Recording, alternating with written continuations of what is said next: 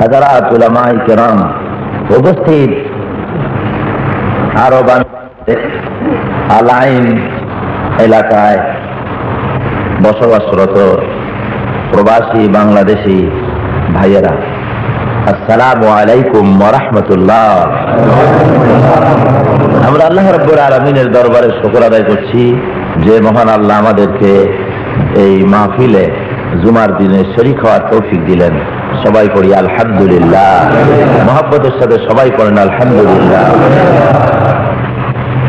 আমি ব্যক্তিগতভাবে আল্লাহর অনুগ্রহের শুকর আদায় করছি, যেহেতু গতকাল থেকে আমি খুব অসুস্থতা ফিল করতেছি।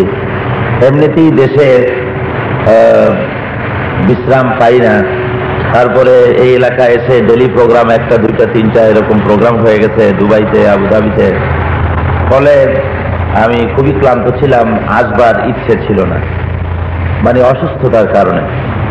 তারপরে আপনারা যে দুজন পাঠিয়েছেন, ওনারা ওই দুইজনও এমনভাবে নাছোড় হলেন যে না গেলে ওনারা এলাকায় আসতে পারবেন না। তারপরে বাংলাদেশ দূতাবাসের সেক্রেটারি সাহেব তিনি বললেন যে উনি আবুধাবিতেই থাকতে পারবেন না। তো অনেকেরই প্রেস্টিজ কনসার্ন হয়েছে। শেষ পর্যন্ত দেখলাম যে আসলে আল্লাহর বান্দাদের কাছে যাই, তারা যদি দোয়া করে, আমার কষ্টের বুদ্ধি লক্ষ্য করে, তো হয়তো তাদের দোয়া কবুল করে আল্লাহ আমাকে ভালো করে দিতে পারেন। এই ঝুঁকি নিয়ে আসছি, শরীর খুবই ক্লান্ত, এই ঝুঁকি নিয়ে আসছি আপনাদের দোয়া নেওয়ার জন্য। আপনারা আমার জন্য, আপনারাও প্রবাসে থাকেন, আমিও এখন মুসাফির, সুতরাং আপনারা দোয়া করবেন আল্লাহ যেন আমাকে সুস্থ রাখেন। দিনের এতটুকুন খেদমত করার জন্য যতটুকুন শরীর স্বাস্থ্য দরকার আল্লাহ ততটুকু যেন দান করে দেন। আমি আন্তরিকভাবে আমি খুশি এজহার করছি যে আমার বাংলাদেশি ভাইদেরকে আমি এই মরুভূমি এলাকায় চতুর্দিকে পাহাড়ে ঘেরা নিদারুণ কষ্টের ভেতরে দুটো পয়সা কামাইয়ের জন্য বহু কষ্ট করে এখানে বসবাস করছেন, যারা বাংলাদেশে যাতায়াতও কম করতে পারেন, তো সে ভাইদের সঙ্গে এখানে আমি দেখা করতে পারলাম বলে আমি নিজেকেও ধন্য মনে করতেছি। আলহামদুলিল্লাহ, আল্লাহ শুকর আদায় করছি। এই সংক্ষিপ্ত সময় জুমার আগ পর্যন্ত আমি কিছু কথা বলবো এবং আপনাদের নিয়ে আল্লাহর কাছে সকলের জন্য দোয়া করব। যে কথা আমি আজকে বলতে চাই আপনাদের সামনে, কোরআন শরীফ থেকেই কিছু কথা আমি রাখবো, যে কথাগুলি আপনার আমার সকলের জন্য অত্যন্ত জরুরি। কোরআন শরীফের ছোট্ট একটি সূরা, যে সূরাটি আমরা সকলেই জানি। চলুন সেখান থেকেই আমরা আমাদের জীবন সম্পর্কে কিছু খুঁজে নিয়ে, কিছু তালাশ করে নিয়ে জীবন গঠনের চিন্তা ভাবনা করি। আপনারা আমার সাথে পড়েন।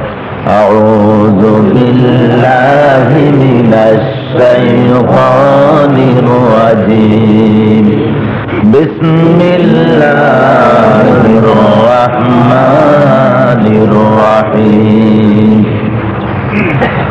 ওয়াল আসরি ইন্নাল ইনসানা লাফি খুসর। সকলের জানা আছে না? সকলেই জানেন, ছোট্ট সূরা তো, সকলেরই জানার কথা। পড়েন। ওয়াল আসরি ইন্নাল ইনসানা লাফি খুসর ইল্লাল্লাযীনা আমানু ওয়া আমিলুস সালিহাতি ওয়া তাওয়াসাউ বিল হাক্কি ওয়া তাওয়াসাউ বিস সাবর। সাদাকাল্লাহুল মাওলানাল আযীম। আমার আল্লাহ রাব্বুল আলামিন কোরআন শরীফের মধ্যে এই ছোট্ট সূরাটি নাজিল করেছেন জনাবে মুহাম্মদ রাসূলুল্লাহ সাল্লাল্লাহু আলাইহি ওয়াসাল্লামের কাছে, গোটা বিশ্ববাসীকে জানাবার জন্য। সূরাটি আমরা সকলেই জানি। এই সূরাটি অর্থাৎ গোটা কোরআন শরীফের সমস্ত সূরাই মানুষের জন্য, সকল কালের জন্য, সকল মানুষের জন্য, শুধু মুসলমানদের জন্য কোরআন নয়। কোরআন শান্তি দেয় বিশ্বের সমস্ত মানুষকে, যারা এই কোরআন যারা মানে, কোরআন যারা মুসলমান, যারা কোরআন মানে, তাদের শান্তি এখানেও আর ওই পরকালেও। আর যারা কোরআন মানে না কিন্তু কোরআন প্রবর্তিত সমাজে বাস করে, তারাও শান্তি পায়। এখানে পায়, ওখানে পরকালে কি হবে আল্লাহ ভালো জানেন। এখানে বদ আমলের কারণে পরকালে হয়তো নাজাত হবে না, কিন্তু এখানে শান্তি পাবে। যেখানে কোরআনের আইন চালু হয় সেখানে সকলে শান্তিতে থাকে। এখন কোরআন শরীফ মূলত অবতীর্ণ হয়েছে মানুষের দিগদর্শন হিসেবে, জীবনটা কোন পথে চালাবে তার উপরে। তা আমরা করেছি কি, কোরআন শরীফকে সেভাবে ব্যবহার করিনি। কোরআন শরীফকে আমরা চুমা খাই, মাথায় রাখি, বুকে লাগাই। কোরআন শরীফ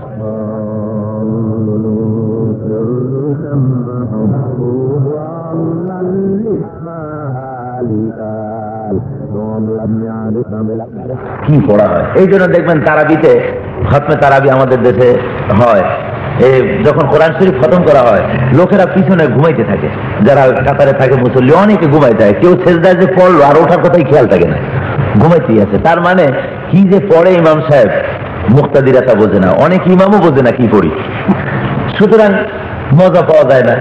মজা তো তখন যখন বুঝি, আমি যদি এখন আরবিতে বক্তৃতা করি, উর্দুতে বক্তৃতা করি, তা উর্দু আর আরবি যারা জানে না তারা বুঝবে না, মজাই লাগবে না, মাথা চুলকে হেঁটে দেবে, বুঝবে না কিছু।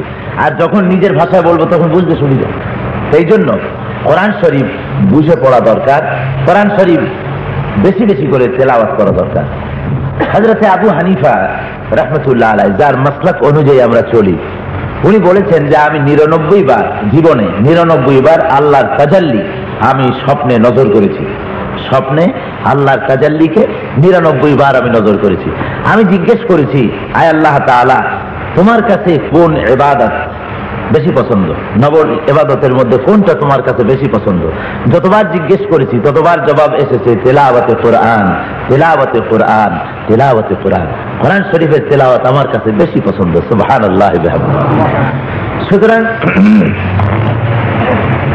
কোরআন শরীফ আমাদেরকে তেলাওয়াত করা দরকার, বোঝা দরকার যে আল্লাহ কি বলতেছেন। সেটা অনুধাবন করতে না পারলে আমরা মুশকিলে পড়ে যাব। এই দুনিয়াও মুসিবতে পড়বো, পরকালেও মুসিবতে পড়বো। কোরআন যারা মানে, কোরআন যারা পড়ে, কিয়ামতের দিন কোরআন তাদেরকে ছেড়ে দেবেন। আর কোরআন যারা মানে না, কোরআন যারা পড়ে না, কিয়ামতের দিন তাদেরকেও কোরআন তাদেরকে ছাড়বে না। কথাটা একটু কঠিন হয়ে গেল। তার মানে কি মুশকিলের কথা যে কোরআন পড়লেও কোরআনে কিয়ামতে ছাড়বে না, না পড়লেও ছাড়বে না, তাহলে যাই কই, উপায়টা কি? আসলে ছাড়বো না কথাটার ব্যাখ্যা আসলে বুঝতে সুবিধা হবে। এক বন্ধু আর এক বন্ধুর বাড়ি গিয়ে হাজির হয়েছে দীর্ঘদিন পর। এই যেমন আমি, আপনারা আমাকে ভালোবাসেন, আলহামদুলিল্লাহ, আপনারা মহব্বত করেন। এই মহব্বতটা পয়সার বিনিময় হয়নি, এই মহব্বতটা দিনের খাতিরে আল্লাহ করে দিয়েছেন, তাই তো? সুতরাং আপনারা আমাকে ভালোবাসেন। দীর্ঘদিন পর, বছরের পর বছর চলে গেছে, আপনাদের সাথে আমার দেখা হয় না। আমি আসছি, আমি এসেই আপনাদের সালাম দিয়ে বললাম যে আমি তো এসছি কিন্তু বেশি সময় থাকতে পারলাম না, আমি চলে যাব। আপনারা যদি আমাকে বলেন যে না, আপনাকে যখন পেয়েছি একদিন পর আপনাকে ছাড়বো না, এ হলো এক, ছাড়বো না। আবার পুলিশে খুঁজতেছে আসামি, দীর্ঘদিন পর খুঁজতে খুঁজতে এক পাহাড়ের মধ্যে যাই আসামি পেয়ে গেছে। এখন আসামি ধরা হয়েছে, ধরার পরে আসামি যদি বলে স্যার আমাকে ছাড়িয়ে দেন, আপনার পায়ে ধরি, হাতে ধরি, পুলিশ বলবে না বেটা, তোমার জন্য খুব হয়রান হয়েছি, তোমাকে যখন একবার পাইছি তোমাকে আমি আর ছাড়বো না। কে বলেন পুলিশের ছাড়বো না, বন্ধুর ছাড়বো না, এক জিনিস হলো? এক জিনিস হলো? হলো না। সুতরাং যারা নাকি কোরআন শরীফ এই পৃথিবীর বুকে, কোরআন শরীফ যারা তেলাওয়াত করেছেন, কোরআন শরীফ যারা আমল করেছেন, কোরআন শরীফ অনুযায়ী যারা জীবন পরিচালনা করেছেন, কিয়ামতের দিন একটু দরুদ শরীফ পড়েন, সাল্লাল্লাহু আলা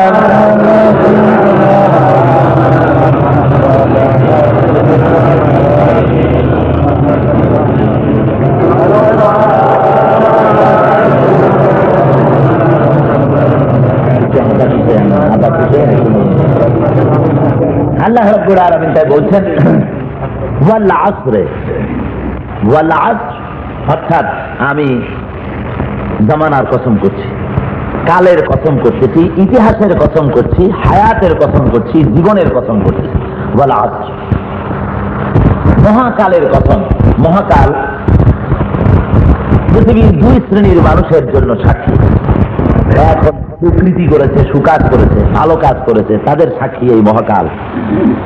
আর এক শ্রেণীর মানুষ যারা নাকি দুষ্কৃতি করেছে পৃথিবীর বুকে, তাদের জন্য, খারাপ কাজ যারা করেছে, বদ আমল করেছে, তাদের জন্য সাক্ষী হলো মহাকাল।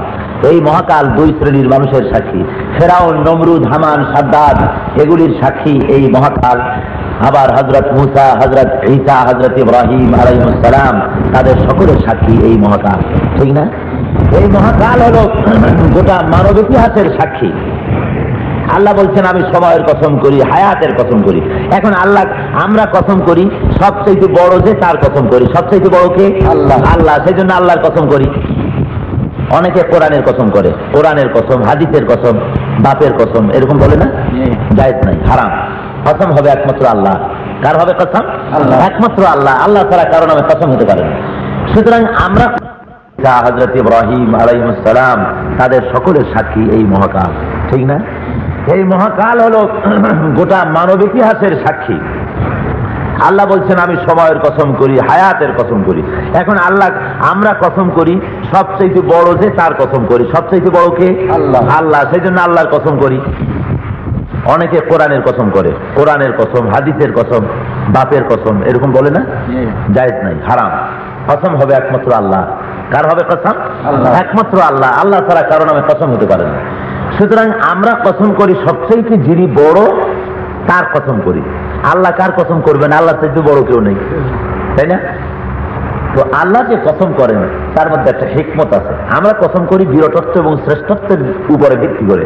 আল্লাহ কসম করেন যে কথা তিনি কসমের পরে বলতে চান সেই কথাটার সাথে সামঞ্জস্য যে জিনিস, সামঞ্জস্যপূর্ণ যে জিনিস, সিমিলারিটি রক্ষা করে যে জিনিস, আল্লাহ সেইটার কসম করেন।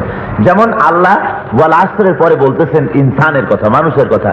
এখন মানুষের সাথে সম্পৃক্ত যে জিনিস, মানুষের সাথে সামঞ্জস্যশীল যে জিনিস, সেইটার কসম আল্লাহ করতেছেন। যেহেতু মানুষের সাথে সময়ের সম্পৃক্ততা আছে, সময়ের সামঞ্জস্য আছে, মানুষের সাথে ইতিহাসের সম্পর্ক আছে, মানুষের সাথে মহাকালের সম্পর্ক আছে, সেই জন্য আল্লাহ বলছেন আমি মহাকালের কসম করতেছি, আমি সময়ের কসম করতেছি, আমি কালের কসম করতেছি, আমি ইতিহাসের কসম করতেছি। কসম করি কি বলি? আল্লাহ রাব্বুল আলামিন এতগুলি কসম করার পরে তারপরে বলছেন ইন্নাল ইনসানা লাফি খুসর। ইন্না হলো তাহকিক, নিশ্চয়তা বিধান করার জন্য। ইন্নার পরে যে লাফি আসছে, লাফির আগে যে লাম, এটাকে আরবিতে লামে তাকিদ বলা হয়। এটাও নিশ্চয়তা বিধান করার জন্য। আল্লাহ বলতে চাচ্ছেন আমি, আল্লাহ তো এর আগে কসম করলেন, এতগুলি কসম করে বলছেন নিশ্চয়ই নিশ্চয়ই মানুষের জীবন ক্ষতিগ্রস্ত। কথা কত গুরুত্বপূর্ণ চিন্তা করেন আপনি, ভালো করে মাথা খাটায় বুঝতে হবে যে আল্লাহ কসম করছেন, জমানার কসম, ইতিহাসের কসম, সময়ের কসম, আসরের কসম, আসর থেকে শুরু করে মাগরিব পর্যন্ত সময়ের কসম, এই সমস্ত মহাকালের কসম করে বলতেছি নিশ্চয়ই নিশ্চয়ই আল ইনসান। ইনসান যদি বলা হয় তাহলে একটা মানুষকে বোঝানো হয়, আর আল ইনসান যদি বলা হয় তা এখানে আলিফ লাম দিয়ে ইস্তেগরাকি, অর্থাৎ সামগ্রিক জিনিসকে বোঝানো হয়েছে, অর্থাৎ আল ইনসান বস্তুর পড়ে।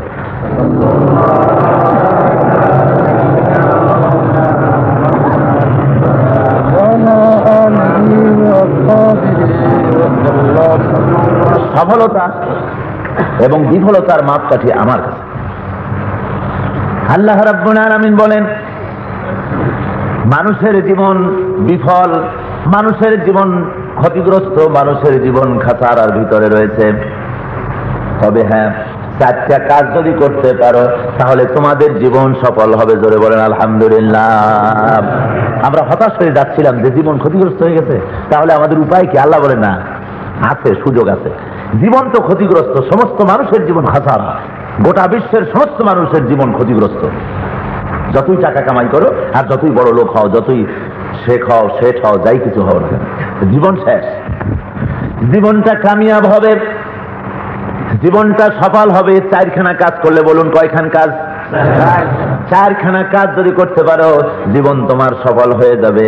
ইল্লাল্লাযীনা আমানু ওয়া আমিলুস সালিহাত ওয়া তাওয়াসাউ বিল হাক্কি ওয়া তাওয়াসাউ বিস সাবর। চারটা কাজ করলে জীবন সফল হবে। একটা কাজ হলো ঈমান, আর একটা কাজ হলো আমলে সালেহ, নেক কাজ, আর একটা হলো হকের দাওয়াত, নিজে হকের উপরে টিকে থাকা এবং হকের দাওয়াত দেওয়া। চতুর্থ নম্বরে সবর, নিজে সবর এখতিয়ার করা এবং অপরকেও সবরের উপরে, ধৈর্যের উপরে ট্রেনিং দেওয়া, তাদেরকে উদ্বুদ্ধ করা। এই চারটি কাজ যদি করতে পারো জীবন সফল হবে। আর যারা জীবন এখানে সফল করতে পারবে কিয়ামতের দিন তারা ফাকাদ ফাযা ফাওজান আযীমা, কিয়ামতের দিন তাদের জীবন হবে বিরাট কামিয়াবি, বিরাট সফলতা আসবে তাদের জীবনে। সুতরাং এই চারটি কাজ আমরা বলবো, 4 দফা কথা বলবো। কয় দফা? 4 দফা কথা বলবো, 4টি কথা। প্রথম কথা হলো ঈমান। ঈমান, এখানে কি ঈমান তা বলা হয়নি, বলা হয়েছে শুধু ঈমান। এই ঈমানের মধ্যে সব কথা এর মধ্যে রয়েছে। সেই ঈমান হবে আল্লাহর প্রতি ঈমান, রাসূলের তার উপর ঈমান এবং ঈমানের ভিত্তিতে জীবন গড়া। আমরা তো সকলেই ঈমান এনেছি। আমরা এখানে যারা উপস্থিত আছি আমরা সকলেই মুমিন না? সকলে মুমিন না? আমরা সবাই মুমিন, নিশ্চয়ই মুমিন। এখন এই যে মুমিন আমরা হলাম কিসের ভিত্তিতে? আমরা পড়েছি লা ইলাহা ইল্লাল্লাহু মুহাম্মাদুর রাসূলুল্লাহ। জোরে পড়েন লা ইলাহা ইল্লাল্লাহু মুহাম্মাদুর রাসূলুল্লাহ। এটা পড়ে আমরা ঈমানের দাবি করেছি। আপনারাই কর, শুধু এই কলেমাটা পড়ে যদি চুপ করে বসে থাকি তাহলে ঈমান বাঁচবে? ঈমান বাঁচবে? বাঁচবে না। खिरद ने गर कह भी दिया ला इलाहा इल्लल्लाह तो क्या हासिल, दिलो निगाह मुसल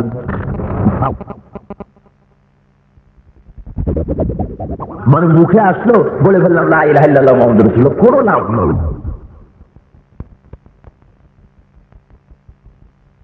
সুতরাং আমরা একদিকে ঈমান এনেছি, আমরা দাবি করেছি আল্লাহর প্রতি ঈমান এনেছি,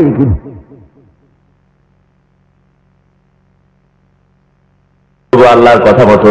আর বাকি অর্থনীতি, সমাজনীতি, রাজনীতি, ব্যবসা বাণিজ্য যদ্দূর যা আছে সবগুলো নিজের ইচ্ছা মতো আর মানুষের তৈরি করার আইন ও কানুনের ভিত্তিতে আমরা আমাদের জীবন চালাবো।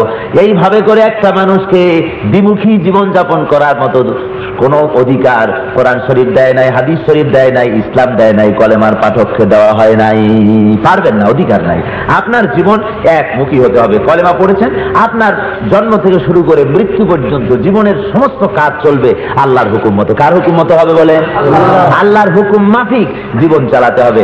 আল্লাহর হুকুম মাফিক জীবন না চালালে পরে আমরা মুসিবতে পড়ে যাব। বলেন, আমরা কি আল্লাহর হুকুম মতো জীবন চালাচ্ছি? এখন না, চালাচ্ছি না। আমাদের অর্থনীতিতে সুদ রয়েছে, আমরা সুদি কারবার করি, সুদি ব্যাংকের সঙ্গে লেনদেন করি। আর আল্লাহ আমাদের নিষেধ করেছেন ওয়াহাল্লাল্লাহুল বাইআ ওয়া হাররামা রিবা। আল্লাহ বলেছেন আমি ব্যবসাকে হালাল করেছি আর সুদকে হারাম করে দিয়েছি। অথচ আমরা ব্যবসাও করি, আবার ওই যত লেনদেন টাকা পয়সা যা কিছু করি সব সুদি ব্যাংকের সাথে, সুদের সাথে করি। কাজেই দেখা যেতেছে আমরা মারাত্মকভাবে আল্লাহর আইনকে লঙ্ঘন করতেছি। আল্লাহ রাব্বুল আলামিনের হাবিব বলেছেন যদি কেউ সুদ খায় এবং সুদ দেয় তাহলে এদের গুনাহ কতখানি হবে জানেন?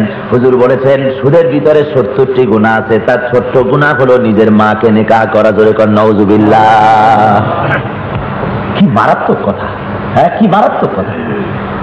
ছোট্ট গুনাহটা যদি হয়, সুদের মধ্যে কয়টা গুনাহ? 70টি গুনাহ। ছোট্ট গুনাহ কি?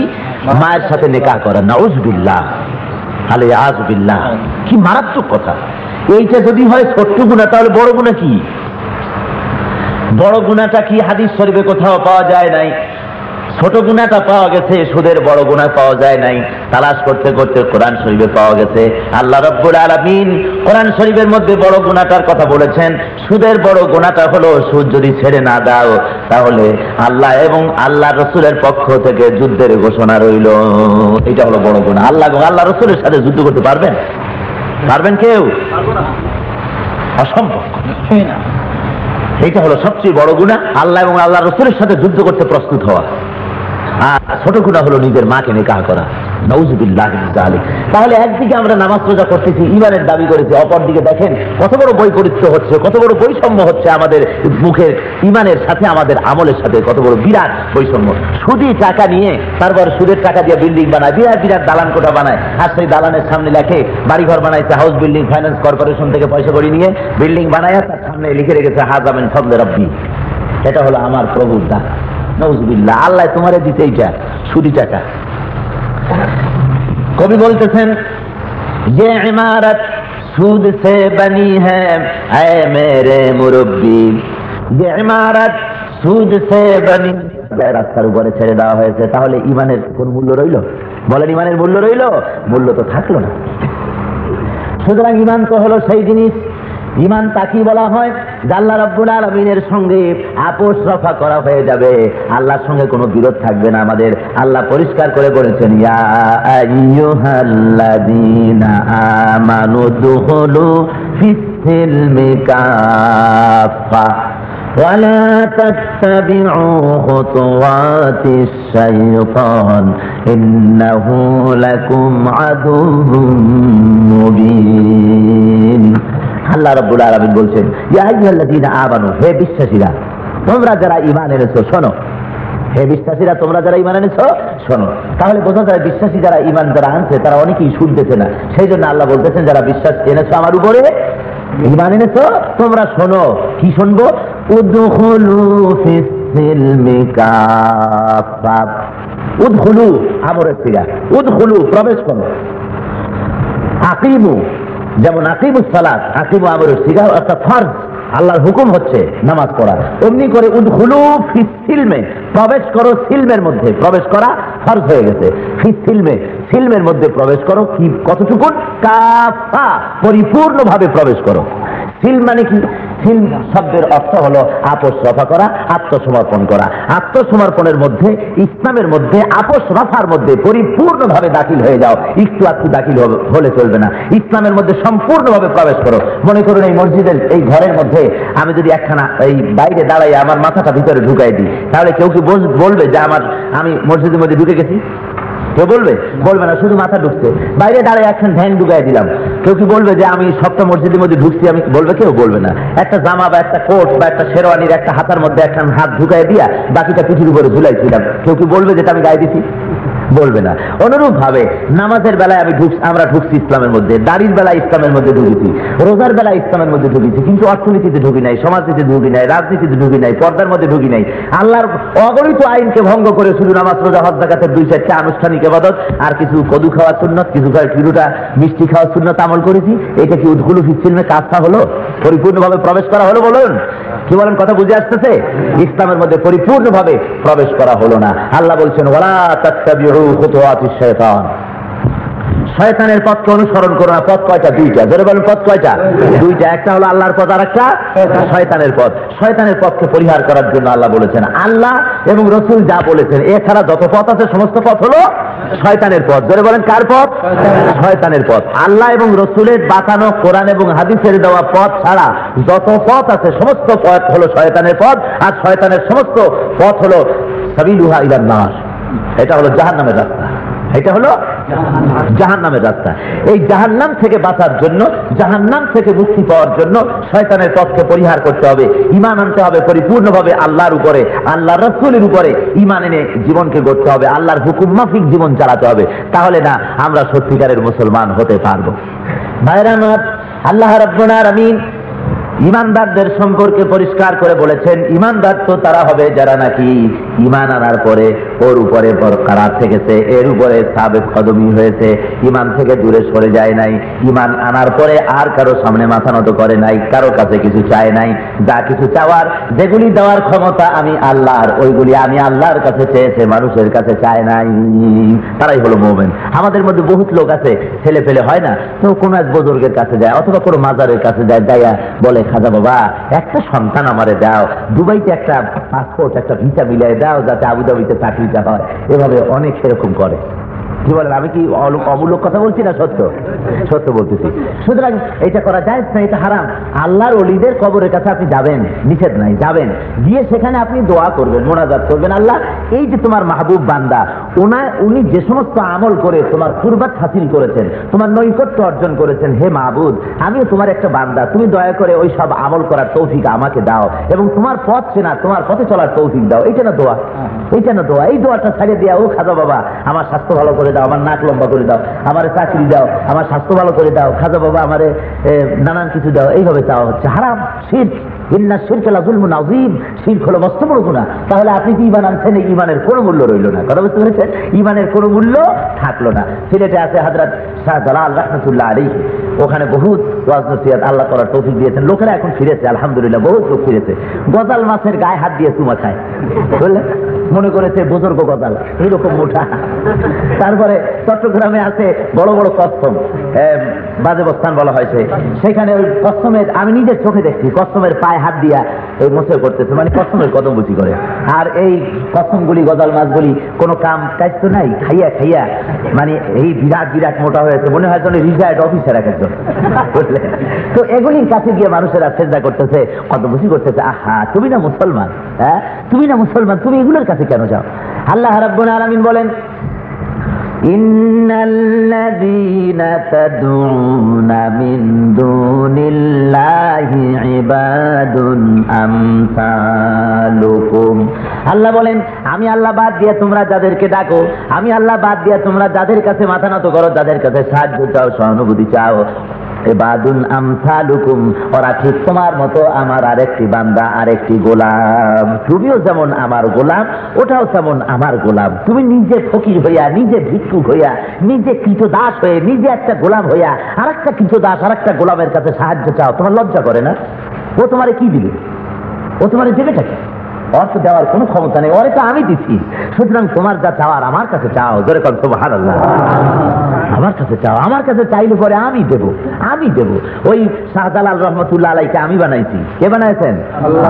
হযরতে খাজা মঈনুদ্দিন চিশতি রহমতুল্লাহ আলাইহির মতো এত বড় ওলি তো আমি বানিয়েছি। হযরতে বড় পীর আব্দুল কাদের জিলানী রহমতুল্লাহ আলাইকে আমি বানাইছি। মারুফ কারকিকে আমি বানাইছি। সুফিয়ান সৌরিকে আমি বানিয়েছি। রাবিয়া বসরিকে আমি বানাইছি। হাসান বসরিকে আমি বানাইছি। এ ধরনের হাজার হাজার খাজা, হাজার হাজার বসরি আমি আল্লাহ রব্বুল আলামিন বানাইছি। সুতরাং আমার কাছে চাও, আমার কাছে চাইলে পরে আমি রব্বুল আলামিন তোমার তাকদীরকে খুলে দেব। জোরে বলেন সুবহানাল্লাহ। মানুষের কাছে যাইও না, কবরের কাছে গিয়ে সেজদা দিও না, চুমা দিও না, মাথা নত করো না, তোমার ঈমান বরবাদ হয়ে যাবে, মুশরিক হয়ে যাবা। কথা বুঝে আসতেছে? মুশরিক হয়ে যেতে হবে, এই সমস্ত পথ থেকে পরিহার করতে হবে। হ্যাঁ, ওলি আল্লাহদের প্রতি আমাদের মহব্বত থাকবে, অলিউল্লাহদের প্রতি আমাদের কোনো আদাওয়াতি থাকবে না। থাকবে কি?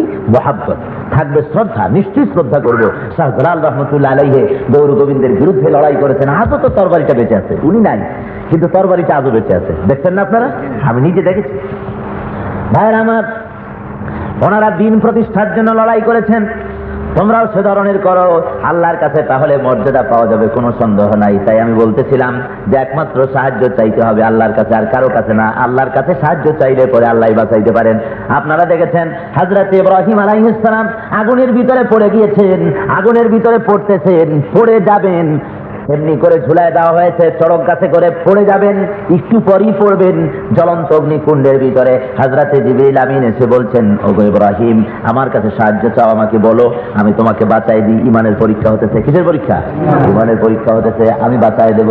হযরতে ইব্রাহিম আলাইহিস সালাম বলছেন, ওগো ফেরেশতারা সরে যাও, আমাকে ডিস্টার্ব করো না, আমার পরীক্ষা হতেছে, পরীক্ষার সময় ডিস্টার্ব করো না, আমাকে ভালোভাবে পরীক্ষা দিতে দাও।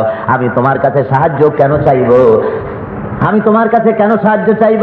আমি তো এমন কোন অন্ধ খোদার ইবাদত করি না যে খোদা তার এই গোলামের দুঃখ দুর্দশা নিজের চোখে না দেখেন। আমার আল্লাহ কি দেখতেছে না যে আমি আগুনে পড়ে যাচ্ছি? আমি তোমার কাছে কেন সাহায্য চাইব? যাও, সরে যাও। আমি আগুনে পড়ে গেলে যদি আল্লাহ রাব্বুল আলামিন খুশি হন, যদি রাজি হয়ে যান, তাহলে আমার আল্লাহকে খুশি করার জন্য এভাবে আমি 1000 বার আগুনে পুড়ে পুড়তে রাজি আছি। সুবহানাল্লাহ। আল্লাহ খুশি হয়ে গেলেন। আমাদের জাতির পিতা ইব্রাহিম আলাইহিস সালাম পরীক্ষা ফার্স্ট ক্লাস পাস হয়ে গেলেন। আল্লাহ নোটিস করে দিলেন, ইয়া নারু কুনি বারদাম ওয়া সালামান আলা ইব্রাহিম। আল্লাহ নোটিস করলেন, আগুন আমার ইব্রাহিমের জন্য শান্তিদায়ক, ঠান্ডা হয়ে যা। আল্লাহ নোটিস করেছেন। এখন কি আর আগুনের বাপের ক্ষমতা আছে জ্বালাবার? ক্ষমতা নাই।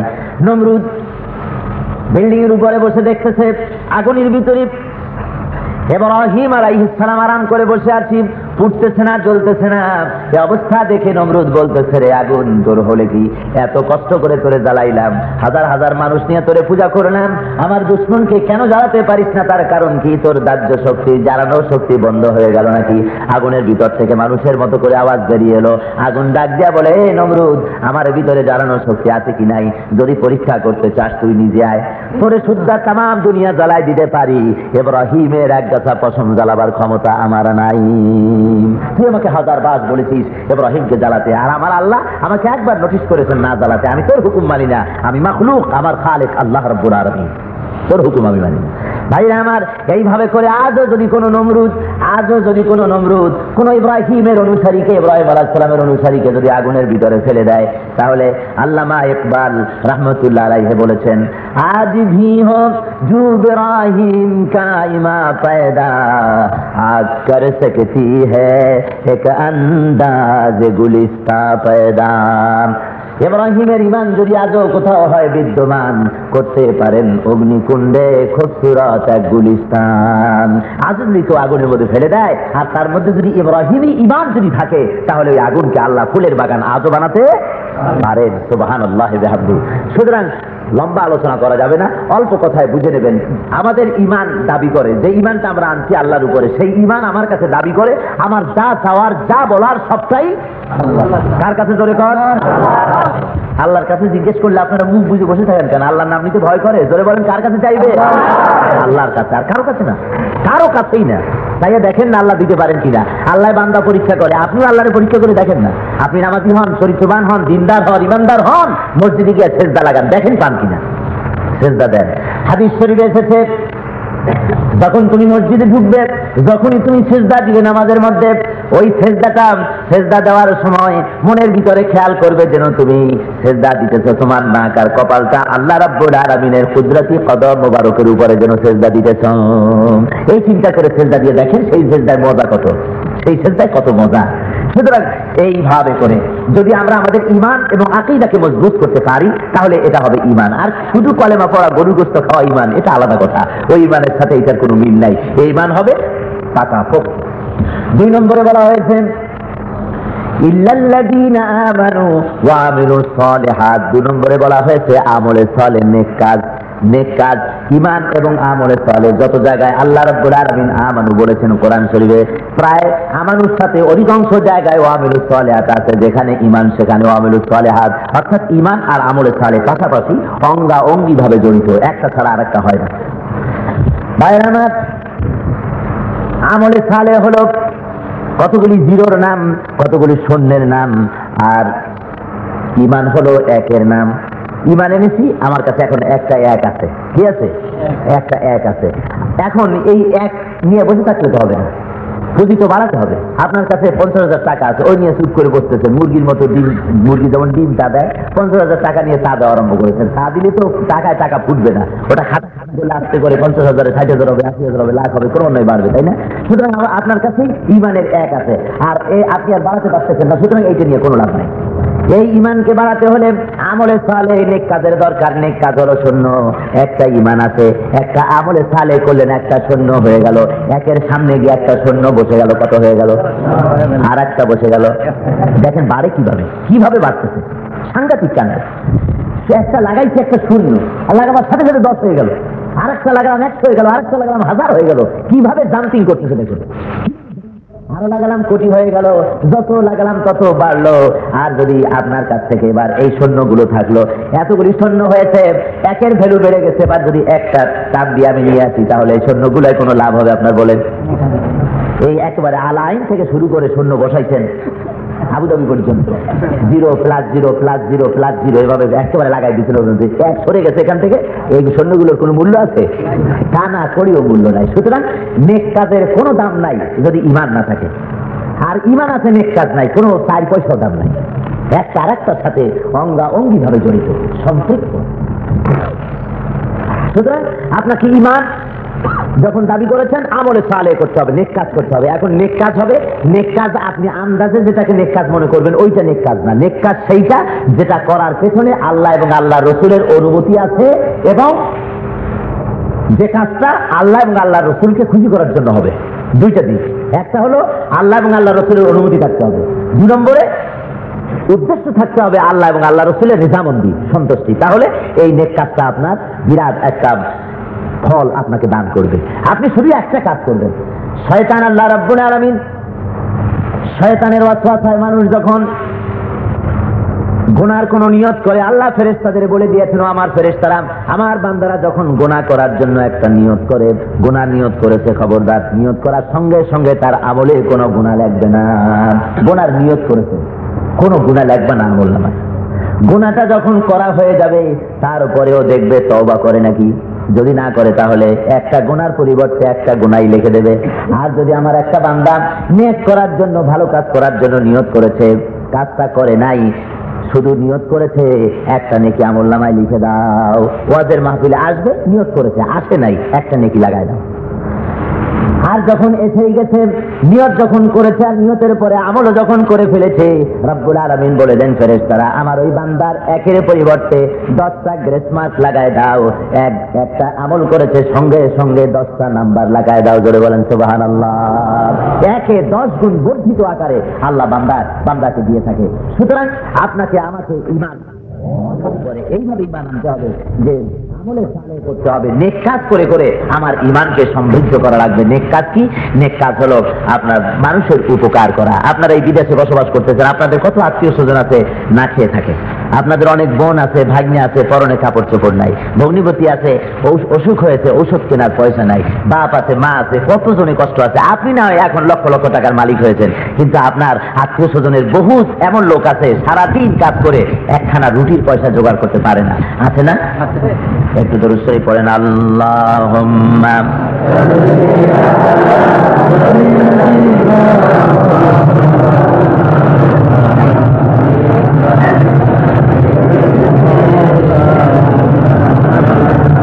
বন্ধুগণ, আমলে সালেহ দিয়ে জীবনকে সমৃদ্ধ করতে হবে। মহান আল্লাহ রাব্বুল আলামিন তার বান্দাদেরকে নেক কাজ করার জন্য বলে দিয়েছেন। আর নেক কাজ হলো খোদার সন্তুষ্টির জন্য আল্লাহর হুকুম মাফিক আমাদের কাজ করতে হবে, মানুষের উপকার করতে হবে, নেক কাজ করতে হবে। তার মানে আল্লাহর ফয়সালা অনুযায়ী, রসুলের দেওয়া বিধান অনুযায়ী জীবন চালাতে হবে। ঈমান আনলেন, নেক কাজ করলেন, 2 নম্বর হয়ে গেল। 3 নম্বরে বলা হয়েছে ওয়াতাওয়াসাউ বিল হক ওয়াতাওয়াসাউ বিস সাবর।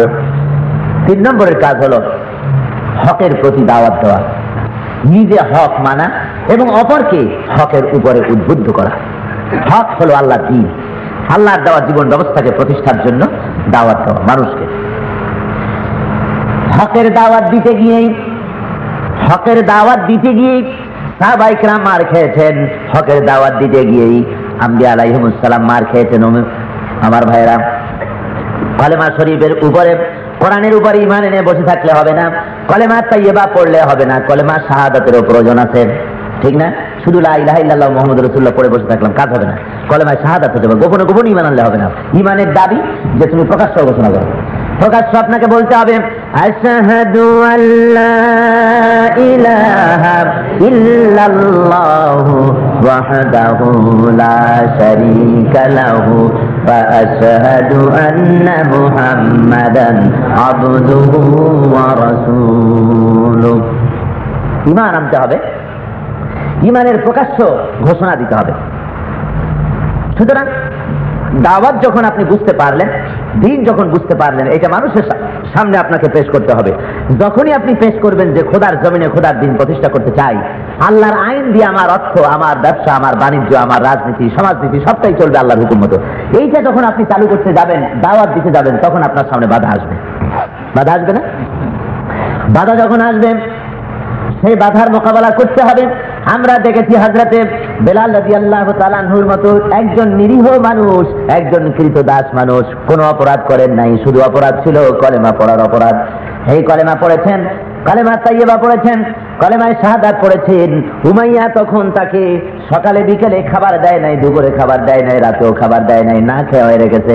কলেমা ছাড়ো, লাত মানাতে পরে ঈমান আনো। যখন চরম পর্যায়ে চলে গেছে, তিনি যখন তাদের প্রতি আনুগত্য স্বীকার করলেন না, এরপরে দেখা গেল হযরতে বেলালকে উটের পায়ের সঙ্গে রশি দিয়া হুজুর হযরতে বেলালের পাও বেঁধে দিয়া উটকে তাড়ায় দিয়েছে। উট দৌড়াতেছে। আপনারা চিন্তা করেন, মরুভূমির ভিতর দিয়ে পাথরের উপর দিয়ে উট যদি দৌড়াতে থাকে আর দড়ির মাথায় যদি একটা মানুষ বান্ধা থাকে, ওই মানুষটার অবস্থা কি হয় একটুখানি এই মরুভূমির দেশে বসে চিন্তা করেন। এইভাবে করে হযরতে বেলাল রাদিয়াল্লাহু তাআলা আনহুর পিঠের চামড়াগুলো কেটে যেতেছে, মাথার চামড়া ছিঁড়ে যেতেছে, গোশত কেটে কেটে পড়তেছে। এই অবস্থায় উট যখন হাঁপায় গেছে, উট যখন আর চলতে পারে না, তখন উটের পা থেকে হযরতে বেলালকে খসায় নিয়ে উত্তপ্ত মরুভূমির উপরে ক্ষত বিক্ষত শরীর হযরতে বেলালের ওই মাটির উপরে মরুভূমির উপরে চিৎ করে ফেলে দিয়া চতুর্দিকে কাফেররা দাঁড়ায়া লোহার রড দিয়া পিটাইছে আর বলেছে, বেলাল এখন মোহাম্মদের আল্লাহকে ভুলে যা, লাত মানাতের উপরে ঈমান আন। হযরতে বেলাল এই চরম কষ্টের ভিতরে কোন রকম একটা আঙ্গুল উপরের দিকে উঁচু করে বলেছেন, আহাদ আহাদ আহাদ লা ইলাহা ইল্লাল্লাহ লা ইলাহা ইল্লাল্লাহ লা ইলাহা ইল্লাল্লাহ মুহাম্মাদুর রাসূলুল্লাহ। ভাইরা আমার, এত সহজে তো ইসলাম আসে না, ঈমান এত সহজ জিনিস না। হকের দাওয়াত দিলে এভাবে, এটাই হয় স্বাভাবিক। আমরা হাদিস শরীফের ভিতরে দেখেছি এমন অনেক সাহাবী আছেন শুধুমাত্র কলিমা পড়ার অপরাধে কাফেররা ওই সাহাবীর দুই পাও দুই উটের সঙ্গে বেঁধেছে, এক উটের সঙ্গে এক পাও, আর এক উটের সঙ্গে আর এক পাও বেঁধে দুই উট দুই দিকে চালায় দিয়েছে। সাহাবীর শরীর ফেটে চৌচির হয়ে ফেটে দুই টুকরা হয়ে গিয়েছে। হযরতে সুমাইয়া রাদিয়াল্লাহু তাআলা আনহা তার ভিতরে আবু জাহেল তাকে বর্ষাবিদ্ধ করে দুনিয়া থেকে বিদায় করেছে, শরীরের ভিতরে বর্ষা ঢুকিয়ে দিয়েছে, কলেজা পুড়ে গলা দিয়া বের হয়ে গেছে। হযরতে সুমাইয়া তখনও বলেছেন, লা ইলাহা ইল্লাল্লাহু মুহাম্মাদুর রাসূলুল্লাহ। ভাইরা আমার, ইসলামের ইতিহাস বড় রক্তাক্ত ইতিহাস, বড় কষ্টের ইতিহাস। হযরতে খোবাইব রাদিয়াল্লাহু তাআলা আনহুকে খুঁটির সঙ্গে বেঁধে দিয়া চতুর্দিকে মরুভূমির ভিতরে খাপ খুঁটি গেড়ে তার সাথে তাকে বেঁধেছে, হাত বেঁধেছে, পাও বেঁধেছে, শরীর বেঁধেছে, আর শত শত লোক চতুর্দিকে দাঁড়াইয়া তীর মারতেছে, লোহা মারতেছে, রড দিয়া পিটাইতেছে, বল্লম দিয়া গুটাচ্ছে। এমন সময় একজন ওই কাফেরদের এক নেতা বলতেছে, আমার অনুসারীরা একটু থামো, আমি একটু কথা বলে নেই। কথা বলতে গিয়া উমাইয়া কথা বলতে গিয়া নেতা বলতেছে, ওগো খোবাইব, তোমাকে ছেড়ে দিতে পারি একটা শর্তে, তোমার জীবন আমরা ভিক্ষা দিয়ে দিতে পারি, ছেড়ে দিতে পারি একটি শর্তে, তুমি যদি রাজি হও তোমাকে এখন এখান থেকে আমরা ছেড়ে দেব। শর্তটা হলো এই, তুমি বলে দেবে মুহাম্মদ সাল্লাল্লাহু আলাইহি ওয়াসাল্লাম কোথায় আছেন, তাহলে তাকে আমরা ধরে এনে এই খুঁটির সঙ্গে বেঁধে এইভাবে তীরে তীরে তাকে মারবো। যদি রাজি হও তাহলে তোমারে ছেড়ে দেই।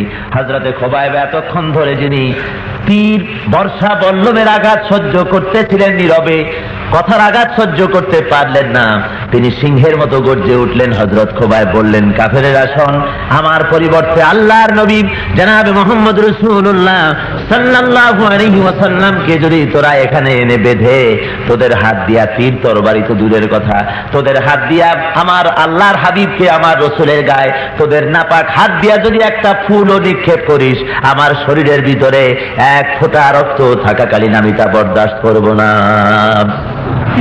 কাফেরেরা উত্তেজিত হয়ে গেল, আবার অর্ডার দিল মারো। সবাই তীর মারতেছে, তরবারি মারতেছে, জীবন বেরিয়ে যাওয়ার উপক্রম হয়েছে। হযরতে খোবাইব তখন বলতেছেন, রব্বুল আলামিন, আমার দিল এখন চায়, আমার তো জীবন বেরিয়ে যাওয়ার উপক্রম হয়েছে, আমার এখন মন চায় আমি যদি তোমাকে আমার জীবনের শেষবারের মতো 2 রাকাত নামাজ যদি পড়তে পারতাম, তোমার একটা সেজদা দিতে পারলে আমার কলেজটা ঠান্ডা হয়ে যেত। আয় আল্লাহ, আমি তো বান্ধা, আমি তো তোমাকে সেজদা দেওয়ার কোনো কায়দা পেতেছি না, তবে আমার মাথাটা ফিরানো আছে তোমার কাবা শরীফের দিকে, আমি আমার মাথাটা নত করলাম, আমার এই মাথা নিচু করাটাকে আমার জীবনের শেষ সেজদা হিসাবে তুমি ধরে নিও। কাফেররা বুঝতে পারলাম, মাথাটা ঘুরাইয়া অন্য দিকে দিয়া দিল, কাবা থেকে ঘুরাইয়া মস্তক হযরতে খোবাইবের মাথা আর একদিকে ঘুরাই দিল। হযরত খোবাইব তখন মুখের থেকে তার উচ্চারিত হলো, ফাআইনামা তুওয়াল্লু ফাতাম্মা ওয়াজহুল্লাহ, যেদিকে মুখ ঘুরাও আমার আল্লাহ সেদিকে আছেন। সুবহানাল্লাহি বিহামদিহি। এমন শরাব তারা পান করেছেন, দ্বীনের এমন নেশা তারা পান করেছেন, জীবন তিলে তিলে শেষ হয়ে যাচ্ছে, তারপরেও ভ্রুক্ষেপ নাই, তারপরেও আল্লাহর স্বাদ, ইমানের হকের স্বাদ মন থেকে জাইল হচ্ছে না। হকের দাওয়াত দিলে এই কষ্ট হতেই হবে, এটাই স্বাভাবিক। ভাইয়ের আমার, আমি আপনাদেরকে তাই বলতে চাই, সরকার দো আলম জনাবে মুহাম্মদ রাসূলুল্লাহ সাল্লাল্লাহু আলাইহি ওয়াসাল্লামকেও কষ্ট করতে হয়েছে, শুধু সাহাবীরা কষ্ট করেন নাই। মিয়া দুনিয়ার ভিতরে যত জেলখানা আছে, সমস্ত জেলখানার ভিতরে মানুষদেরকে, কয়েদিদেরকে দিনান্তে হলেও একখানা রুটি হলেও খেতে দেয়, দু মুঠো চাউল হলেও খেতে দেয়। কিন্তু হুজুরকে আর সাহাবায়ে কেরামদেরকে কাফেরেরা মক্কা নগরীতে শিয়াবে আবি তালেবের ভিতরে ওই গিরিসংকাটে পাহাড়ে ঘেরা জায়গার মধ্যে 3টি বছর আটকায় রেখেছিল। খাবার দেয় নাই, খাবার দেয় নাই, খাবার দেয় নাই, পানি দেয় নাই, মানুষের সঙ্গে কথা বলতে দেয় নাই, লেনদেন বন্ধ, সালাম কালাম বন্ধ, বাজার ঘাট বন্ধ করে দিয়েছে। আহারে, হুজুরের সঙ্গে সাহাবায়ে কেরামদের সাথে উট ছাগল ভেড়া যেগুলো ছিল সব খাওয়া হয়ে গেছে। এরপরে চামড়া যা ছিল, উট ছাগল ভেড়ার চামড়াগুলি ভিজায় ভিজায় সেগুলি খেয়েছেন। তারপরে যা কিছু ছিল সব শেষ হয়ে গেছে, আর কিছু নাই। যুবকেরা ক্ষুধার যন্ত্রণা সহ্য করতে না পেরে বাবলা গাছের কাছে চলে গেছে। বাবলা গাছের পাতাগুলা চাবায় খাইতে গিয়া বাবলার কাঁটাগুলা ঠোঁটের মধ্যে, জিহ্বার মধ্যে ঢুকেছে, আর ঝরঝর করে মুখ থেকে রক্ত পড়েছে। কচি কচি মাসুম বেগুনা বাচ্চা ক্ষুধার যন্ত্রণায় মায়ের বুকের উপরে ঝাঁপায় পড়েছে দুধ খাবে বলে। মায়ের বুকের দুধটা না খেতে খেতে বুকের দুধ ফুটা বেলুনের মতো চুপসে গিয়েছে। ওখানে মুখ দিয়ে বাচ্চা যখন কোনো দুধ পায় নাই, বাচ্চা চিৎকার করে উঠেছে ক্ষুধার জ্বালায়। যুবক কাঁদতেছে, বাচ্চা কাঁদতেছে ক্ষুধার জ্বালায়। আর কাফেরেরা চতুর্দিকে দাঁড়ায় এ সমস্ত ক্রন্দন শুনে অট্ট হাসিতে তারা ফেটে পড়েছে। সাহাবায়ে কেরাম বলেছেন, ইয়া রাসূলুল্লাহ, মাতা নাসরুল্লাহ, কখন হবে আল্লাহর মদদ? আর তো সইতে পারি না, আর তো সহ্য হয় না, কখন মদদ হবে আল্লাহর? নবী আমার বলেছেন, সাহাবীরা তোমরা বেশি তাড়াহুড়া করো না, তোমরা বেশি তাড়াহুড়া করো না, একটুখানি ধৈর্য ধরো। আমি নবী মুহাম্মদ সাল্লাল্লাহু আলাইহি ওয়াসাল্লাম, আমি বলতেছি তোমরা বিশ্বাস করো। এমন একটা সময় আসবে, এমন একটা দিন আসবে যখন সানা পাহাড় থেকে নিয়ে হাজরামাউত পর্যন্ত লোকেরা যাতায়াত করবে। চোরের ভয় থাকবে না, ডাকাতের ভয় থাকবে না, জেনা ব্যভিচারের ভয় থাকবে না, হত্যার ভয় থাকবে না, ধর্ষণের ভয় থাকবে না। এমন একটা সময় আসবে, ওই সময় মানুষের মনের মধ্যে ভয় থাকবে একমাত্র আল্লাহ রাব্বুল আলামিনের ভয়। আল্লাহর ভয় ছাড়া কারো ভয় থাকবে না। এমন এক সমাজ আসবে, এমন একটা সময় আসবে মানুষে আরামে খেয়ে পরে থাকতে পারবে। তোমরা অপেক্ষা করো। হযরত নূর সাল্লাল্লাহু আলাইহি ওয়াসাল্লাম চেষ্টা করলেন, সাধনা করলেন, তারপরে 13টি বছর পর্যন্ত চেষ্টা করলেন। এই মক্কি জিন্দেগিতে লোক তৈরি হয়ে গেল, কষ্ট করলেন, লোক তৈরি হয়ে গেল। 13 বছর পরে, 13 বছর যেদিন শেষ হবে, এমনি সময় মদিনা থেকে 70 জন লোক হজ উপলক্ষে মক্কা এসেছিলেন। গভীর রাত্রে তারা আল্লাহ নবীর সঙ্গে মিলিত হলেন। বললেন, ইয়া রাসূলুল্লাহ, মক্কা নগরীতে দিন কায়েম করা আপনার জন্য কষ্ট হতেছে, আপনি মদিনায় আসেন, আমরা আপনাকে আশ্রয় দিব। 70 জনের মধ্যে যার বয়স কম, তিনি দাঁড়ায় বলতেছেন, ওগো মদিনা থেকে আগত লোকেরা, শুনে নাও, তোমরা কি বলতেছো তাকে চিন্তা করে বলো। রসুলকে মদিনায় দাওয়াত দেওয়ার অর্থ তা কি তোমরা জানো? তার অর্থ হলো মক্কা মদিনার সব কাফের ইহুদি মুনাফিকরা সব খেপে যাবে, তোমাদের বিরুদ্ধে অস্ত্র ধরবে। তখন যদি তোমরা মুসা আলাইহিস সালামের উম্মতের মতো বলো, হে মুসা, তুমি আর তোমার খোদা যুদ্ধ করো, জিবরাইল গিয়া যুদ্ধ করো ফেরাউনের সাথে, আমরা পারবো না। এইরকম করে রসুলকে পথে যদি ছেড়ে দাও, তাহলে হুজুরকে মদিনায় আশ্রয় দেওয়ার চাইতে হুজুর এখানেই থাকুক। পবিত্র হাত স্পর্শ করে বলতেছেন, ইয়া রাসূলুল্লাহ, আপনার পবিত্র হস্তকে স্পর্শ করে আল্লাহর নামে কসম করে বলতেছি, মদিনায় আসুন। মদিনায় আসার পরে আমরা এমন ভাবে করে আপনার জন্য, দ্বীনের জন্য কাজ করব যে আমাদের শরীরে রুহু থাকাকালীন আপনার শরীরে কাউকে আঘাত দিতে দিব না, ইসলামের বিরুদ্ধে কাউকে টু শব্দ করতে দিব না। হুজুর রাজি হয়ে গেলেন মদিনায় যাওয়ার জন্য, রাজি হয়ে গেলেন। এবার নেতা বলতেছেন, ইয়া রাসূলুল্লাহ, আর একটা দাবি আপনার কাছে করব। ইয়া রাসূলুল্লাহ, আল্লাহর কসম করে আমরা বলতেছি, আমরা মনে প্রাণে বিশ্বাস করেছি আপনি আল্লাহ রসুল, এতে কোনো সন্দেহ নাই। সুতরাং এই ধরনের দুর্দিন আপনার চিরকাল থাকবে না, নিশ্চয়ই আপনার সুদিন ফিরে আসবে। যেই সময় আপনার সুদিন ফিরে আসবে, সেই দিন আপনি কি মদিনাকে ভুলে যাবেন নাকি? মদিনা আপনি ছেড়ে যাবেন নাকি? হুজুর বললেন, ওগো লোকেরা, তোমরা যারা মদিনা থেকে এসেছো, আমি ওয়াদা করতেছি মদিনাকে আমি আমি ভুলে যাব না। সরকারে দো আলম জনাবে মুহাম্মদ রাসূলুল্লাহ সাল্লাল্লাহু আলাইহি ওয়াসাল্লাম মদিনাতুত তাইয়্যিবায় এলেন।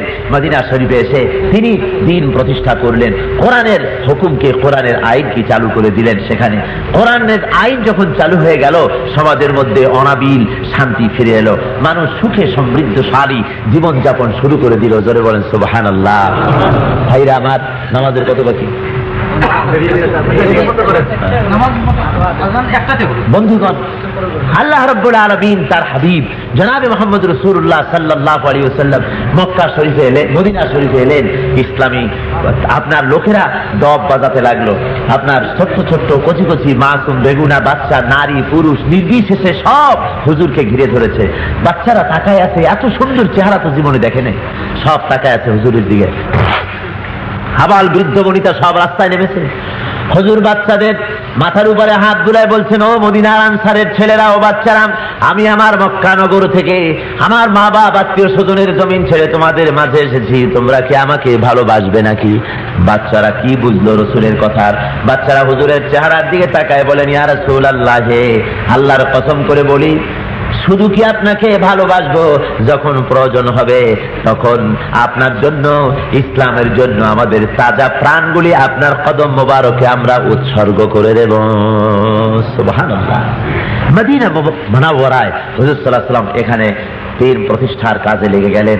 এবার দেখা গেল কোরআনের আইন, কোরআনের হুকুম চালু করে দিলেন। তাই বলতেছিলাম যে হকের দাওয়াত দিতে হবে, পরস্পরকে বুঝাইতে হবে যে ইসলাম ছাড়া পথ নাই। কি ছাড়া পথ নাই?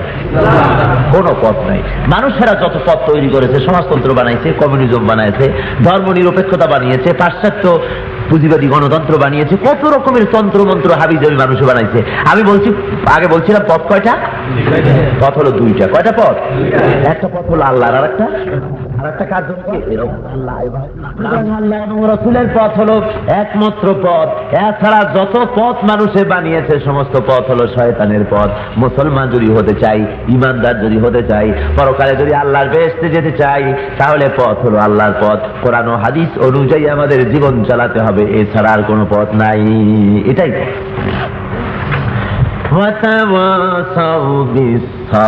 আর চতুর্থ নম্বরে হলো সবর করা, সবর ইখতিয়ার করতে হবে, ধৈর্য ধারণ করতে হবে।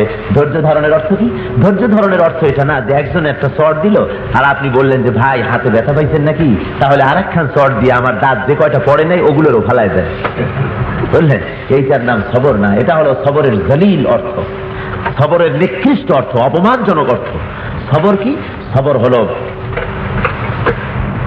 হলো নসবুল আইন ঠিক করে নেওয়া। আমি কি করতে চাই, আমার target of life, aim of life আমার কি, আমি কি করতে চাই, আমার জীবনের লক্ষ্য কি। জীবনের লক্ষ্য এবং উদ্দেশ্যের জন্য এগিয়ে চলতে হবে। সেই এগিয়ে যাওয়ার পথে যদি বাধা আসে, বিপদ আসে, মুসিবত আসে, তখন কদম জমাই দিয়ে সেখানে দাঁড়াতে হবে, বীরের মতো দাঁড়িয়ে মোকাবেলা করতে হবে। এটার নাম সবর। ফিরে যেতে হবে না, এখানে দাঁড়িয়ে মোকাবেলা করতে হবে, জান এবং রক্ত দেওয়ার মতো প্রস্তুতি নিতে হবে, তাহলে আপনি হতে পারবেন সবরের। এটা হলো সঠিক অর্থ। আর ওইটা অর্থ নয় যে আপনাকে মার দেবে, ফুল দেবে, গুছি দেবে, আর আপনি চুপ করে সহ্য করবেন, বলবেন যে আরো দাও, আরো বেশি করে দাও। হ্যাঁ, এইটা সবরের অর্থ নয়। সুতরাং হকের দাওয়াত যখনই আপনি দিবেন, তখনই বিপদ আসবে, তখনই মুসিবত আসবে। সেই বিপদ ও মুসিবতে আপনাকে কদম জমায় টিকে থাকতে হবে। এই চারটি কাজ যদি আমরা করতে পারি, তাহলে আমাদের জীবন সফল হবে। জোরে বলেন আলহামদুলিল্লাহ, আরো জোরে বলেন আলহামদুলিল্লাহ। একটুখানি দরুদ শরীফ পড়েন সাল্লাল্লাহু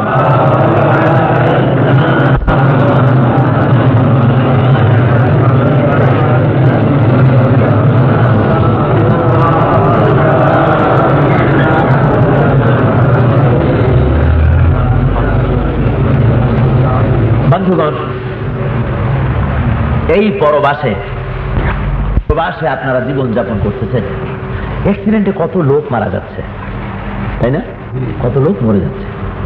দুবাইতে শুনলাম সেদিন খাওয়া দাওয়া করেছে, রাত্রে গল্প চলে যায়, দেখে যে ঘুমের মধ্যে কামসা মরে 4 জন এরকম মরেছে বাংলাদেশে। ঘুমের মধ্যে শেষ, অ্যাক্সিডেন্টে শেষ। মৌত তো ঘাড়ের উপরে। মৌত কোথায়? ঘাড়ের একদম কাছে। আল্লাহ না করুন এমনও তো হতে পারে যে এখান থেকে আমরা যার যার গন্তব্যস্থলে ফিরে যেতে পারবো না, পথেই কাজ শেষ হয়ে যাবে। হতে পারে না? আল্লাহ যেন এমনটি না করে, ধরে বলেন আমিন।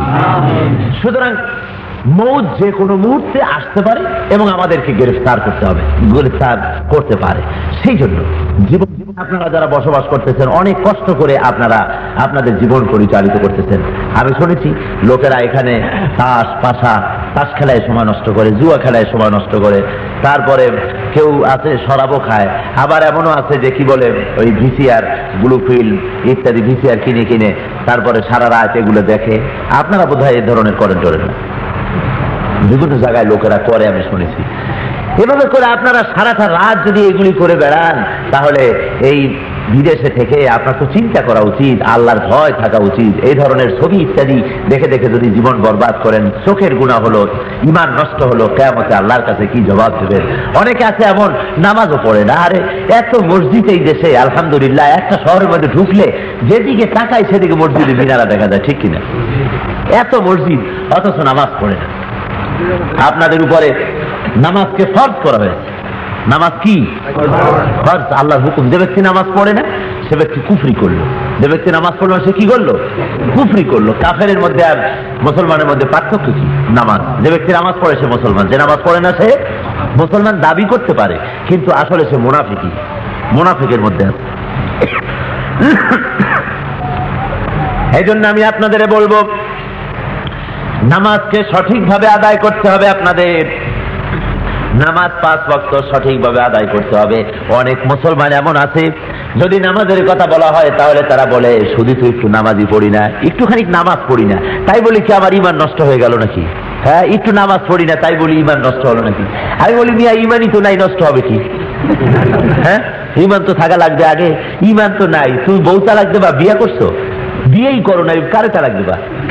সুতরাং ঈমান তো নষ্ট হবে তখন যখন আপনি নামাজ পড়েন, নামাজ রোজা করতেছেন, তখন না ঈমান আপনার আসছে। এখন এটা নষ্ট হওয়ার প্রশ্ন? ঈমানই নাই, নষ্ট হওয়ার কোনো প্রশ্ন নাই। সুতরাং নামাজ হলো আপনার দ্বীনের সতুন, দ্বীনের খুঁটি। এই নামাজ সঠিকভাবে 5 ওয়াক্ত আপনাদেরকে আদায় করতে হবে, সঠিকভাবে আদায় করতে হবে। নামাজের আযান যখন হয়ে যায়, মুয়াজ্জিন বলতে থাকে হাইয়া আলাস সালাত, এসব নামাজের দিকে এসব। আপনি প্রশ্ন করবেন কিসের জন্য, কি কারণে নামাজের জন্য আসবো? জবাব দেওয়া হচ্ছে হাইয়া আলাল ফালাহ, এসব কল্যাণের দিকে, ফালাহের দিকে, মুক্তির দিকে, নাজাতের দিকে। অর্থাৎ তুমি যদি নামাজ পড়ো তাহলে তোমার জীবনে তুমি ফালাহ লাভ করবে, তুমি নাজাত লাভ করবে। এটা নামাজ পড়লে এমন জিনিস যে তোমার জীবনে সফলতা ফিরাই দেবে নামাজে। নামাজকে সঠিকভাবে আদায় করো। হুজুর সাল্লাল্লাহু আলাইহি ওয়াসাল্লাম তার জিন্দেগীর শেষ কথা ছিল, জীবনের শেষ কথা ছিল আসসালাত আসসালাত ওয়া মা মালাকাত আইমানুকুম। শেষ কথা ছিল নামাজ নামাজ, আর তোমাদের অধীনস্থ ব্যক্তিবর্গরা খবরদার নামাজ ছেড়ে দিও না। হুজুর সাল্লাল্লাহু আলাইহি ওয়াসাল্লাম মদিনা থেকে অর্থাৎ মক্কা শরীফ থেকে হজ করে যখন ফিরে এলেন, জীবনের প্রথম হজ এবং শেষ হজ, ফিরে এলেন মদিনায়। অসুখ হয়ে গেল, অসুস্থ হয়ে গেলেন। হুজুর অসুস্থ হয়ে ঘরের মধ্যে বসবাস করতেছেন। নামাজে রক্ত যখন হয় নামাজ পড়ার জন্য আসেন, কিন্তু আজকে এমন অসুস্থ হয়েছেন, নামাজে আসতে পেরেছেন কিন্তু ইমামতি করার কোনো ক্ষমতা নাই। আল্লাহর নবী ঘরে বসে বসে বললেন, ওগো সাহাবীরা, আমার আবু বকরকে ইমামতির নির্দেশ দিয়ে দিলাম, সেই জামাতে ইমামতি করবে। হযরত আয়েশা বলেন, ইয়া রাসূলুল্লাহ, আমার আব্বাজান আপনার প্রতি বড়ই দুর্বল, তাকে যদি ইমামতি করতে দেন আপনার জায়নামাজে দাঁড়াইয়া কেঁদে ফেলবে। উনি নামাজের ইমামতির দায়িত্ব হয়তো পালন নাও করতে পারেন। হুজুর বলেন, আমার হুকুম তাকে পালন করতে হবে। হযরত আবু বকরের ইমামতিতে নামাজ শুরু হয়ে গেল। নামাজের ভেতরেই সাহাবায়ে কিরামদের ভিতরে কান্নার রোল পড়ে গেল। সাহাবায়ে কিরাম মনে করলেন, হায় রে, মনে হয় আমরা এতিম হয়ে যাব নবী থেকে, আর বুঝি আল্লাহর নবীর পেছনে নামাজ পড়ার মতো সৌভাগ্য আর বুঝি আমাদের হবে না। সারা কষ্ট নামাজি হুজুর একটু সুস্থতা বোধ করলেন কিন্তু পা উঠাতে পারেন না। নামাজের অর্থে হুজুর বললেন, কেউ আমার কাছে আসো। 2 জন সাহাবী এলেন। 2 জন সাহাবীর কাঁধের উপরে ভর করে আল্লাহর নবী নামাজের জন্য চললেন। হাদিস শরীফে এসেছে, হুজুর পা উঠাইয়া পা ফেলবার শক্তি নাই, 2খানা পাই মাটির উপর থেকে হেঁচড়ে টেনে টেনে গেলেন নামাজের প্রথম কাতারে। পা উঠাইয়া পাও ফেলবার ক্ষমতা নাই। এমত অবস্থায়ও আল্লাহর নবী নামাজের জামাত ছেড়ে দেন নাই। অনেক মুসলমান আছে মসজিদে আযান হয় তারপর ঘরে বসে নামাজ পড়ে। নামাজ শুদ্ধ হবে না। আজান শোনা যায় যদ্দূর হোক, আজান শুনতে পাচ্ছেন, মসজিদে এসে জামাতে নামাজ পড়তে হবে, তার মানে নামাজ শুদ্ধ হবে। ভাইরা আমার, দিন চলে গেল, রাত এলো, এশার ওয়াক্তে হুজুর বেহুশ হয়ে পড়েছেন। বেহুশি থেকে যখন হুশ এসেছে, হুজুর বলছেন, আয়েশা রে, এখন কোন সময়? হযরত আয়েশা বলেন, হুজুর এশার ওয়াক্ত হয়ে গিয়েছে। হুজুর বলছেন, ওগো আয়েশা, আমি একটু নামাজে তো যেতে পারলাম না, দরজাটা খুলে দাও, আমি একটু দেখে নিই, জামাতের দৃশ্য একটু দেখি। দরজা খুলে দেওয়া হলো। হুজুর জামাতের দৃশ্য দেখলেন, জামাতের দিকে তাকায় থেকে আবার বিছানায় পড়ে গেলেন। হুজুর শুয়ে আছেন, দেখা গেল হুজুরের চোখের কোনা বেয়ে পানি টপ টপ করে পড়তেছে। হযরত আয়েশা জিজ্ঞেস করেন, ইয়া রাসূলুল্লাহ, মসজিদের জামাতের দৃশ্য দেখে আপনার চোখে কেন পানি এলো? হুজুর কেঁদে কেঁদে বলেন, ওগো আয়েশা, আজ যে জামাত আমি দেখতেছি, এই জামাতকে প্রতিষ্ঠা করার জন্য তায়েফের ময়দানে অনেক রক্ত আমার দেওয়া লেগেছে, অনেক রক্ত আমার ঝরেছে আমার শরীর থেকে। আজ যে জামাতের দৃশ্য আমি দেখেছি, এই দৃশ্য আমার মনে বড় আনন্দের সঞ্চার করলো, আমার মনে বড় খুশি লাগলো যে কিয়ামত পর্যন্ত আমার যত উম্মতেরা দুনিয়ায় বেঁচে থাকবে, তারা এভাবে করে জামাত বন্দী হয়ে নামাজ আদায় করবে। ভাইরা আমার, আল্লাহ নবী উম্মতের জন্য কত কষ্ট করেছেন, কত মহব্বত করেছেন। রাত ক্রমান্বয়ে বাড়তেছে, আহা ফজর হয়ে গেল। এমন সময় ফজরের আগে টের পাওয়া গেল যেন হুজুর বারবার বেহুশ হতেছেন, বারবার বেহুশ হতেছেন, হুশ হন, আবার বেহুশ হয়ে যান। হযরত ফাতেমা রাদিয়াল্লাহু তাআলা আনহা পাশে বসে কাঁদতেছেন। ইমাম হাসান হোসেন কেঁদে কেঁদে গড়াগড়ি দিতেছেন। সাহাবায়ে কেরাম উদ্বিগ্ন, উৎকণ্ঠিত, সব মসজিদে তারাও গড়াগড়ি দিতেছে, কখন যেন খবর আসে আল্লাহর নবী নাই। হযরতে ফাতেমা রাদিয়াল্লাহু তাআলা আনহার কান্নায় রাসূল বিচলিত হয়ে পড়লেন। যখনই হুশ হয় তাকায় দেখেন তার কলিজার টুকরা ফাতেমা কান্দে। হুজুর ফাতেমাকে বড় ভালোবাসতেন। কোন জায়গায় যাওয়ার সময় হযরত ফাতেমার কাছে বলে যেতেন, আবার কোন জায়গা থেকে ফিরে আসলে সকলের আগে হুজুর ফাতেমার সঙ্গে দেখা করতেন। হুজুর বলতেন, ফাতেমা আমার কলিজার টুকরা, যে ফাতেমাকে ব্যথা দেয়, কষ্ট দেয়, সেজন্য আমারই কষ্ট দেয়। ভাইয়ের আমার, জনাবে মুহাম্মদ রাসূলুল্লাহ সাল্লাল্লাহু আলাইহি ওয়াসাল্লাম ফাতেমাকে বারবার কাঁদতে দেখে, বিচলিত দেখে হযরতে রাসূল পাক ফাতেমাকে ইশারা করলেন, মা তোমার কানটা আমার মুখের কাছে লাগাও। হযরত ফাতেমা কান এগিয়ে নিয়ে গেলেন। হুজুর কি যেন বললেন, হযরত ফাতেমার কান্না থেমে গেল। হযরত আয়েশা বলেন, ওগো মা ফাতেমা, হুজুর তোমারে কি বললেন, তোমার কান্না থেমে গেল, আমি তো বুঝলাম না। হযরত ফাতেমা বলেন, আম্মা জান, রাসূল আল্লাহর হাবিব আমাকে ডেকে নিয়ে কানে কানে বললেন, মা তুই কান্দিস না, কান্দার কিছু নাই, আমি দুনিয়া থেকে বিদায় হওয়ার পর সর্বপ্রথম তোমার সাথে আমার দেখা হবে। আল্লাহ রাসূল বুঝাতে চাইলেন যে মা কাঁদিস না, তোর সাথে আমার বিরহ যন্ত্রণা বেশি দিনের না, আমি মরে যাওয়ার পর তোর সাথে আমার দেখা হবে। তাই হযরত ফাতেমা, দেখা গেল হুজুরের ইন্তেকালের 6 মাস পরেই হযরত ফাতেমার ইন্তেকাল হয়েছিল। বেশি দিন তাকে দুনিয়া থেকে হুজুরের জন্য কষ্ট করতে হয়নি। হুজুর সাল্লাল্লাহু আলাইহি ওয়াসাল্লাম হুশে আসছেন। হযরতে আজরাইল, হযরতে জিবরাইল দুজনই কাছে হাজির। হযরতে আজরাইলকে দেখে হুজুরের চোখ বেয়ে বেয়ে পানি পড়তেছে। হযরত আজরাইল বলতেছেন, হুজুর কেন কাঁদতেছেন?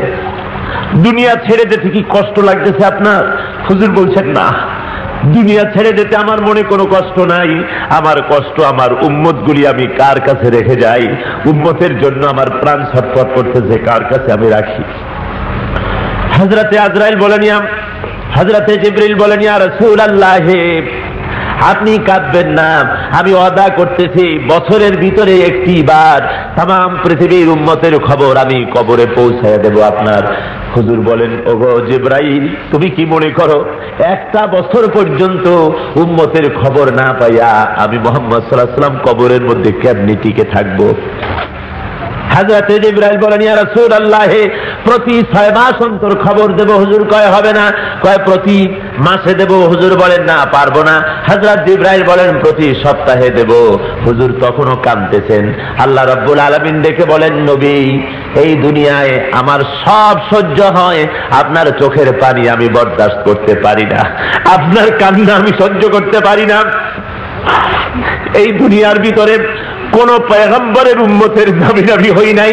আনাল কাফিল ও আনাল কাফিল, আমি ও নবী আপনি চিন্তা করবেন না, উম্মতে মুহাম্মদীর জাবিন আমি নিজে খোদা হয়ে গেলাম। হুজুর বলেন আজরাইল আমার কলেজা ঠান্ডা হয়ে গেছে, আমার জান কবজ তুমি করতে পারো। হযরতে আজরাইল জান কবজ করতেছেন। হুজুর বলেন আজরাইল আমার বড় কষ্ট হতেছে। হযরতে আজরাইল বলেন ইয়া রাসূলুল্লাহ এত আসানিতে জান কবজ কারো কোনোদিন হয় নাই, হবেও না। হুজুর বলেন আজরাইল তাহলে একটা কথা শোনো, আখিরি জামানায় আমার যে সমস্ত উম্মত আসবে তাদের মৃত্যুতে কোটি কোটি গুণে বেশি কষ্ট যদি হয়, তাহলে তারা ইমানের ওই মৃত্যুর সময় শয়তানের ওয়াসওয়াসায় পড়ে আর মৃত্যুর যন্ত্রণায় ইমান হারা হয়ে যেতে পারে। সুতরাং আমার দুনিয়ার ভিতরে যত উম্মত আমার দুনিয়ায় আসবে কিয়ামত পর্যন্ত সকল উম্মতের কষ্টগুলি আমি মুহাম্মদের বুকের উপর থেকে আদায় করে দাও, আমার উম্মতকে তবুও কষ্ট দিও না। ভাইরা আমার, আল্লাহর নবী বিদায় হয়ে গেলেন, মদিনায় কান্নার রোল পড়ে গেল। হযরতে আবু বকর সিদ্দিক রাদিয়াল্লাহু তাআলা আনহু তিনি দূরে ছিলেন আর এক গ্রামে, সেখান থেকে তিনি হুজুরের ইন্তেকালের খবর শুনে ছুটে এসেছেন। এসে দেখেন হযরতে ওমর তরবারি একখানা হাতে নিয়ে বলতেছেন, যে ব্যক্তি বলবে মুহাম্মদ সাল্লাল্লাহু আলাইহি ওয়াসাল্লাম মারা গিয়েছেন, ইন্তেকাল করেছেন, আমি তার কল্লা উড়ায় দেব। হযরত ওমর পাগলের মতো হয়ে গেছে, সাহাবীরা ময়দানে গড়াগড়ি দিতেছে, এতিমের মতো কি যেন হারায় ফেলেছে, শোকে দুঃখে পাগল মদিনা। হযরত আবু বকর ঘরের মধ্যে প্রবেশ করলেন। হযরত আয়েশা সিদ্দিকা রাদিয়াল্লাহু তাআলা আনহার ঘরের মধ্যে প্রবেশ করে হযরতে আবু বকর সিদ্দিক রাদিয়াল্লাহু তাআলা আনহু হুজুর সাল্লাল্লাহু আলাইহি ওয়াসাল্লামের মস্তক মুবারক নিজের কোলের উপরে উঠায় নিলেন, মাথার উপর থেকে কাপড় সরালেন, মাথার উপর থেকে কাপড় সরাইয়া চেহারার দিকে তাকায় বললেন, হে আল্লাহর রাসূল তুমি জীবিত থাকতে যেমন সুন্দর ছিলে সে ধরনের সুন্দর অবস্থায় তুমি বিদায় হয়ে গেলে। হযরত আবু বকর হুজুরের পেশানির উপরে বারবার চুমা খাইতে লাগলেন। রাসূলকে শোয়াই দিয়ে তিনি মসজিদে নববীতে ফিরে আসলেন আর তিনি মেম্বরের উপরে দাঁড়িয়ে বললেন, ওমা মুহাম্মাদুন ইল্লা রাসূল কাদ খালাত মিন ক্বাবলিহি রাসূল। বলতে লাগলেন, ও আল্লাহর বান্দারা, ওমা মুহাম্মাদুন ইল্লা রাসূল, মুহাম্মদ সাল্লাল্লাহু আলাইহি ওয়াসাল্লাম আল্লাহর রাসূল ব্যতিরিক্ত কিছু ছিলেন না, তিনি ছিলেন আল্লাহর রাসূল। তার আগে অনেক রাসূল এসেছেন, দুনিয়া থেকে বিদায় হয়েছেন, হুজুরও স্বাভাবিকভাবেই বিদায় হয়েছেন।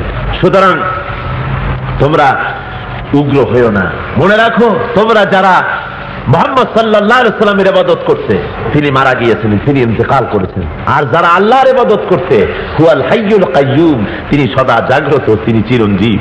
হযরত ওমর রাদিয়াল্লাহু তাআলা আনহু এই খুতবা শুনে তার হাতের থেকে তরবারিটা পড়ে গেল। হযরত ওমর বসে পড়লেন।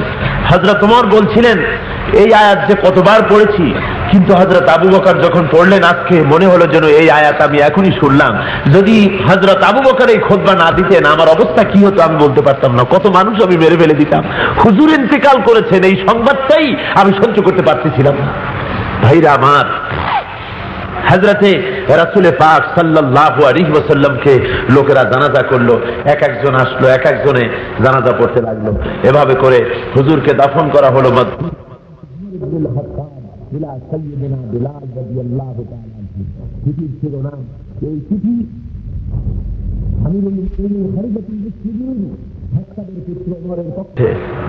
তারা সবাই বললেন, ওগো বেলাল দীর্ঘদিন তোমাকে দেখি না, তুমি এসেছো মসজিদে নববীর ভিতরে দাঁড়ায় একটু আজান দাও। তোমার আজান যখন আমরা শুনবো বাইরে দাঁড়ায়া, তখন আমাদের মন বলবে যে মসজিদে নববীর ভিতরে ঢুকলে পরে এখনই নবী মুহাম্মদ সাল্লাল্লাহু আলাইহি ওয়াসাল্লামের সঙ্গে আমাদের দিদার নসিব হয়ে যাবে। আমরা তাই মনে করব, একটু তৃপ্তি লাভ করব, তুমি ভিতরে ঢুকে আজান দাও। হযরতে বেলাল বলেন, ভাই এই অনুরোধ আমারে করো না। আমি যখন মসজিদে নববীর মিনারে দাঁড়ায় যখন আজান দিতাম, আশহাদু আন্না মুহাম্মাদার রাসূলুল্লাহ এই বলে যখন আমি মুহাম্মদ বলতাম, আমার নজর যেত মেম্বরের দিকে, আমি দেখতাম হুজুর সেখানে বসা, আমার চোখ সেদিকেই যেত। আর ওই খালি মেম্বর দেখে আমি সহ্য করতে পারবো না। কারো কথা তিনি শুনতে রাজি হলেন না। ইমাম হাসান হোসেন এসে জড়িয়ে ধরে বলেন, বেলাল, ওগো বেলাল, আমাদের অনুরোধ রক্ষা করতে হবে, তুমি একটু আজান দাও, আমরা তোমার আজান শুনে মনে করব যে তোমার আজান শোনা মাত্রই মসজিদে নববীর ভিতরে প্রবেশ করলে এখনই নানাজি মুহাম্মদ রাসূলুল্লাহ সাল্লাল্লাহু আলাইহি ওয়াসাল্লামের সঙ্গে দিদার নসিব হয়ে যাবে। ইমাম হাসান হোসেনের কথাকে উপেক্ষা করতে না পেরে হযরতে বেলাল মসজিদ নববীর ভিতরে ঢুকে মিম্বরের পরে যখন আযান দিয়েছেন, আশহাদু আন্না মুহাম্মাদার রাসূলুল্লাহ যখন বলেছেন, ওই মিম্বরের উপরে চোখ গিয়ে পড়েছে, হযরত বেলাল আযানের ভিতরে বেহুশ হয়ে পড়ে গিয়েছেন। এই যে মহব্বত ছিল, রাসূল মহব্বত করেছেন উম্মতদেরকে, উম্মত মহব্বত করেছে হুজুর সাল্লাল্লাহু আলাইহি ওয়াসাল্লামকে, মহব্বতের চরম পরাকাষ্ঠা দেখায়েছে। এই মহব্বত আমাদেরও ইজহার করতে হবে। আল্লাহ পরিষ্কার করে বলেছেন, কুল ইন কুনতুম তুহিব্বুনাল্লাহ ফাত্তাবিউনি ইউহিব্বুকুমুল্লাহ ওয়া ইয়াগফির লাকুম যুনুবাকুম ওয়াল্লাহু গফুরুর রহিম। আল্লাহ রাব্বুল আলামিন বলেন, হে নবী আপনি বলে দেন, ও নবী আপনি বলে দেন, যদি তোমরা আল্লাহকে ভালোবাসতে চাও তাহলে তোমরা আমার অনুসরণ করো, আমার অনুকরণ করো, তাহলে তোমরা আমার ইত্তেবা করো, তাহলে আল্লাহ তোমাদের ভালোবাসবেন এবং তোমাদের জিন্দেগীর সকল গুনাহ খাতা আল্লাহ মাফ করে দেবেন। জোরে বলেন সুবহানাল্লাহ। তাই আমি আপনাদের খেদমতে আরজ করব, বিদেশে বসবাস করতেছেন, রসুলের মহব্বত করুন। তার অর্থ হলো রসুলের মতো হুজুর সাল্লাল্লাহু আলাইহি ওয়াসাল্লাম যেমন দাড়ি রেখেছেন আপনারাও তেমন দাড়ি রাখুন, হুজুর সাল্লাল্লাহু আলাইহি ওয়াসাল্লাম যেমন চুল কেটেছেন আপনারাও তেমন চুল কাটুন, হুজুর যখন খানা খেয়েছেন আপনারাও তেমন খানা খান, হুজুর যেমন চলেছেন ফিরেছেন হুজুরের আমলগুলি করেন। কোন দেশের কোন মানুষ, কোন দেশের কোন মানুষেরা কেমনে চলে, কিভাবে চলে, ওইটা আপনার কোনো দরকার নাই। হুজুর যেমনে চলে, হুজুরের সাহাবায়ে কেরাম যেমন চলেছেন ওইভাবে করে নিজেদেরকে চালাবার চেষ্টা করেন। যদি মৌত হয় কিয়ামতের দিন আল্লাহর নবী অবশ্যই সুপারিশ করবেন আমাদেরকে, যদি আমাদের আমলগুলি, চেহারাগুলি রসুলের এবং সাহাবায়ে কেরামদের মতো হয়। আমি সেই অনুরোধ আপনাদেরকে করব, ও মুসলমানেরা, ও আমার বিদেশ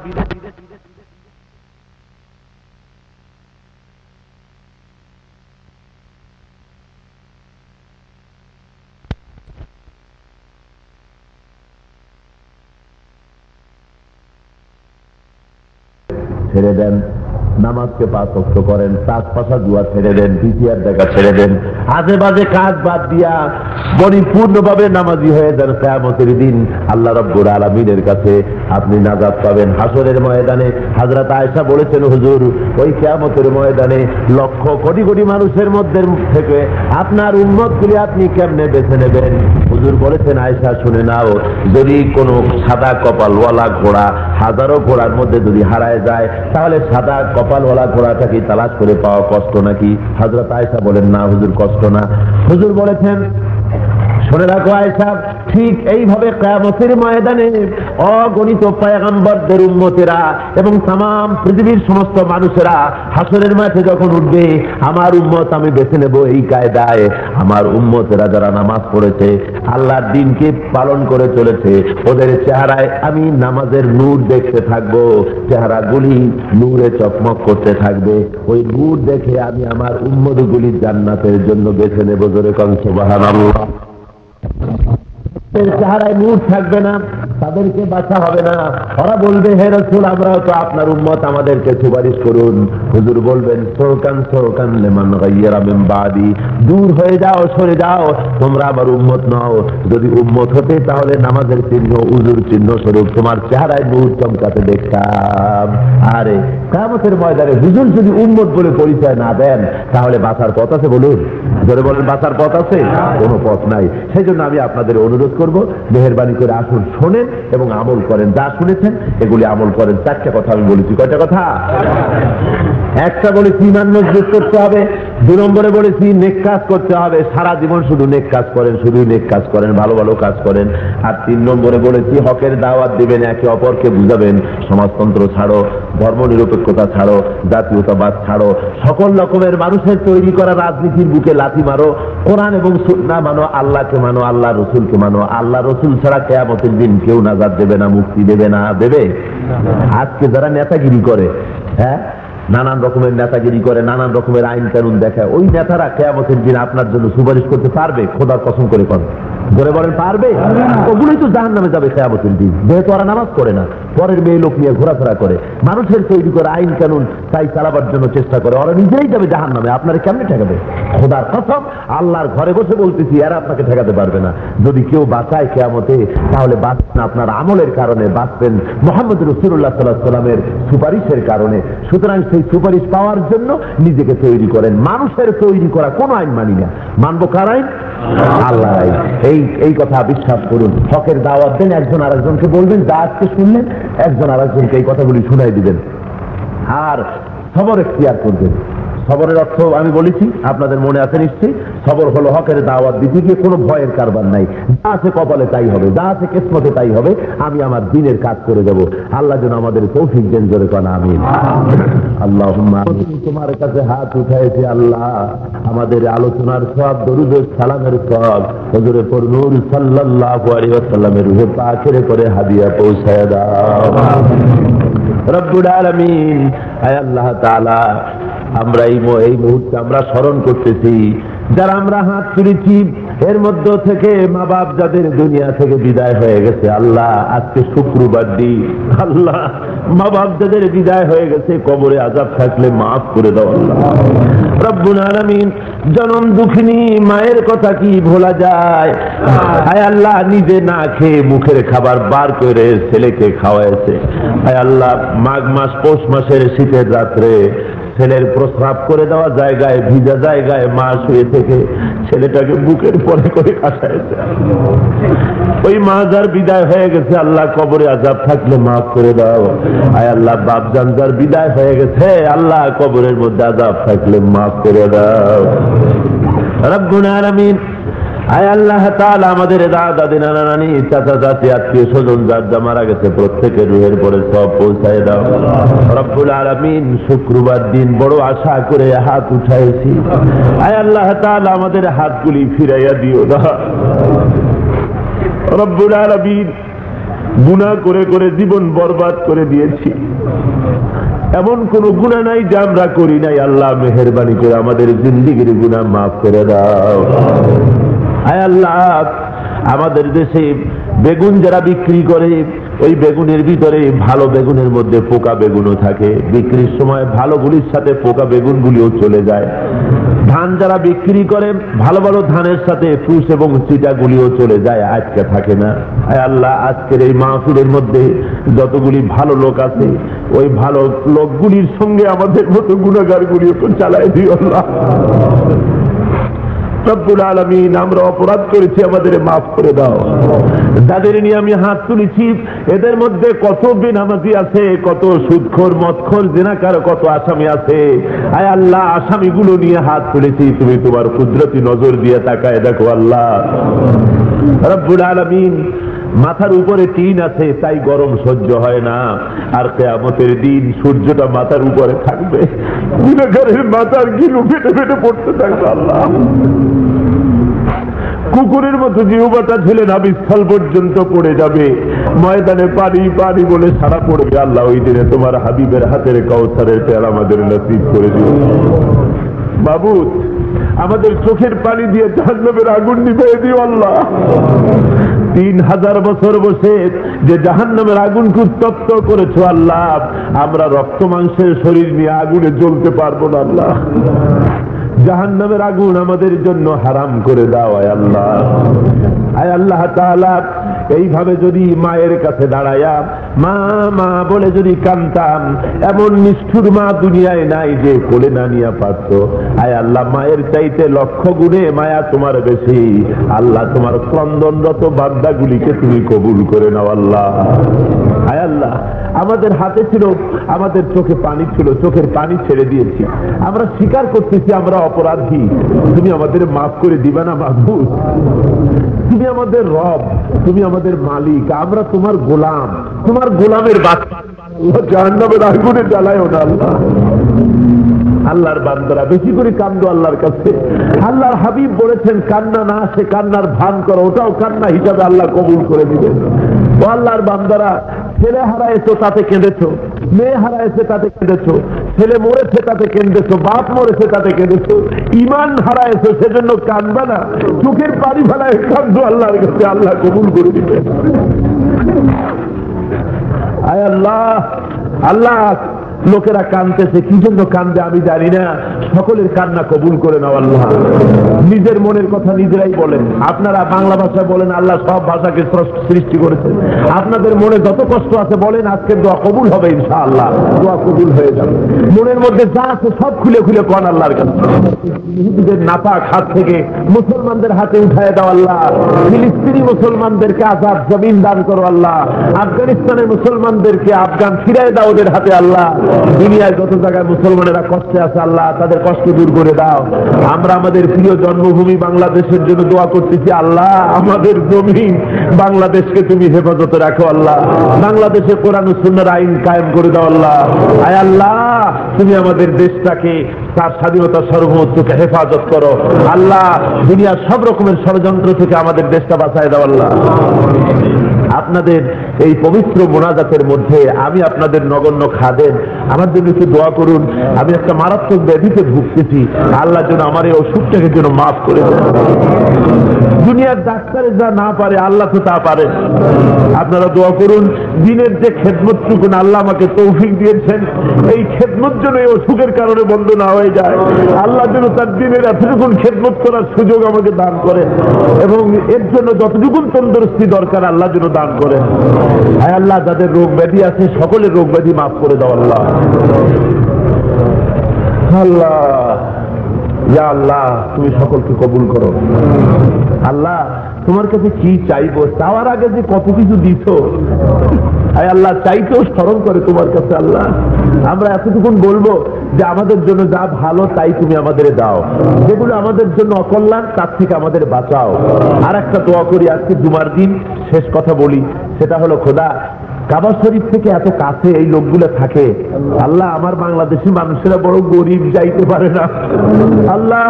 যাদের যাওয়ার ইচ্ছা আছে তোমার ঘরে পৌঁছাইয়া দাও আল্লাহ, যাদের যাওয়ার ইচ্ছা আছে তোমার হাবিবের ঘর না দেখাইয়া তাদের মাইরো না আল্লাহ, তোমার হাবিবের রওজা জিয়ারত করার তৌফিক দিয়ে দাও আল্লাহ। রব্বুল আলামিন আমাদের দোয়া মঞ্জুর করে নাও। আয় আল্লাহ, আমরা যখন মরবো কবরের মধ্যে আযাব দিও না, কবরের আযাব থেকে বাঁচাও, হাসরের আযাব থেকে বাঁচাও, সিরাতের আযাব থেকে বাঁচাও, মিজানের আযাব থেকে বাঁচাও আল্লাহ। তুমি যদি কিয়ামতে আমাদের হিসাব নাও তাহলে তোমার কসম বেহেশতে যাওয়ার কোনো কাজই আমরা করতে পারি নাই আল্লাহ। তোমার কাছে অনুরোধ, কিয়ামতে আমাদের কোনো হিসাব নিও না, বিনা হিসাবে তোমার বেহেশত আমাদের নিয়ে আল্লাহ। হিসাব নিলেই আটকে যাবো আল্লাহ, আমরা পার পাবো না। তুমি যদি কিয়ামতে জিজ্ঞেস করো যে বান্দা যৌবন কাটাইছো কোন পথে, আমরা জবাব দেওয়ার কোনো পথ রাখি নাই মাবুদ। তুমি যদি জিজ্ঞেস করো কোন পথে রুজি রোজগার করেছো, পথ রাখি নাই জবাব দেওয়ার। তুমি যদি জিজ্ঞেস করো পয়সা কোন পথে খরচ করেছো, আমরা পথ রাখি নাই জবাব দেওয়ার। তুমি যদি জিজ্ঞাসা করো দিনের জন্য কি করেছো, কিচ্ছু করতে পারি নাই মাবুদ। কাজেই তোমার কাছে অনুরোধ আল্লাহ, তোমার হাবিবের উম্মত হিসেবে অনুরোধ, কিয়ামতে আমাদের কাছে কিছু জিগাইবা না আল্লাহ। বিনা জিজ্ঞাসায় বিনা প্রশ্নে আমাদের তোমার বেহেশত দিয়ে দিও আল্লাহ, আর ওইভাবে জীবন গড়ার তৌফিক তুমি আমাদের দান করে দিও আল্লাহ। تقبل منا إنك أنت السميع العليم وتب علينا إنك أنت التواب الرحيم سبحان ربك رب العزة عما يصفون وسلام على المرسلين الحمد لله رب العالمين وجعل آخر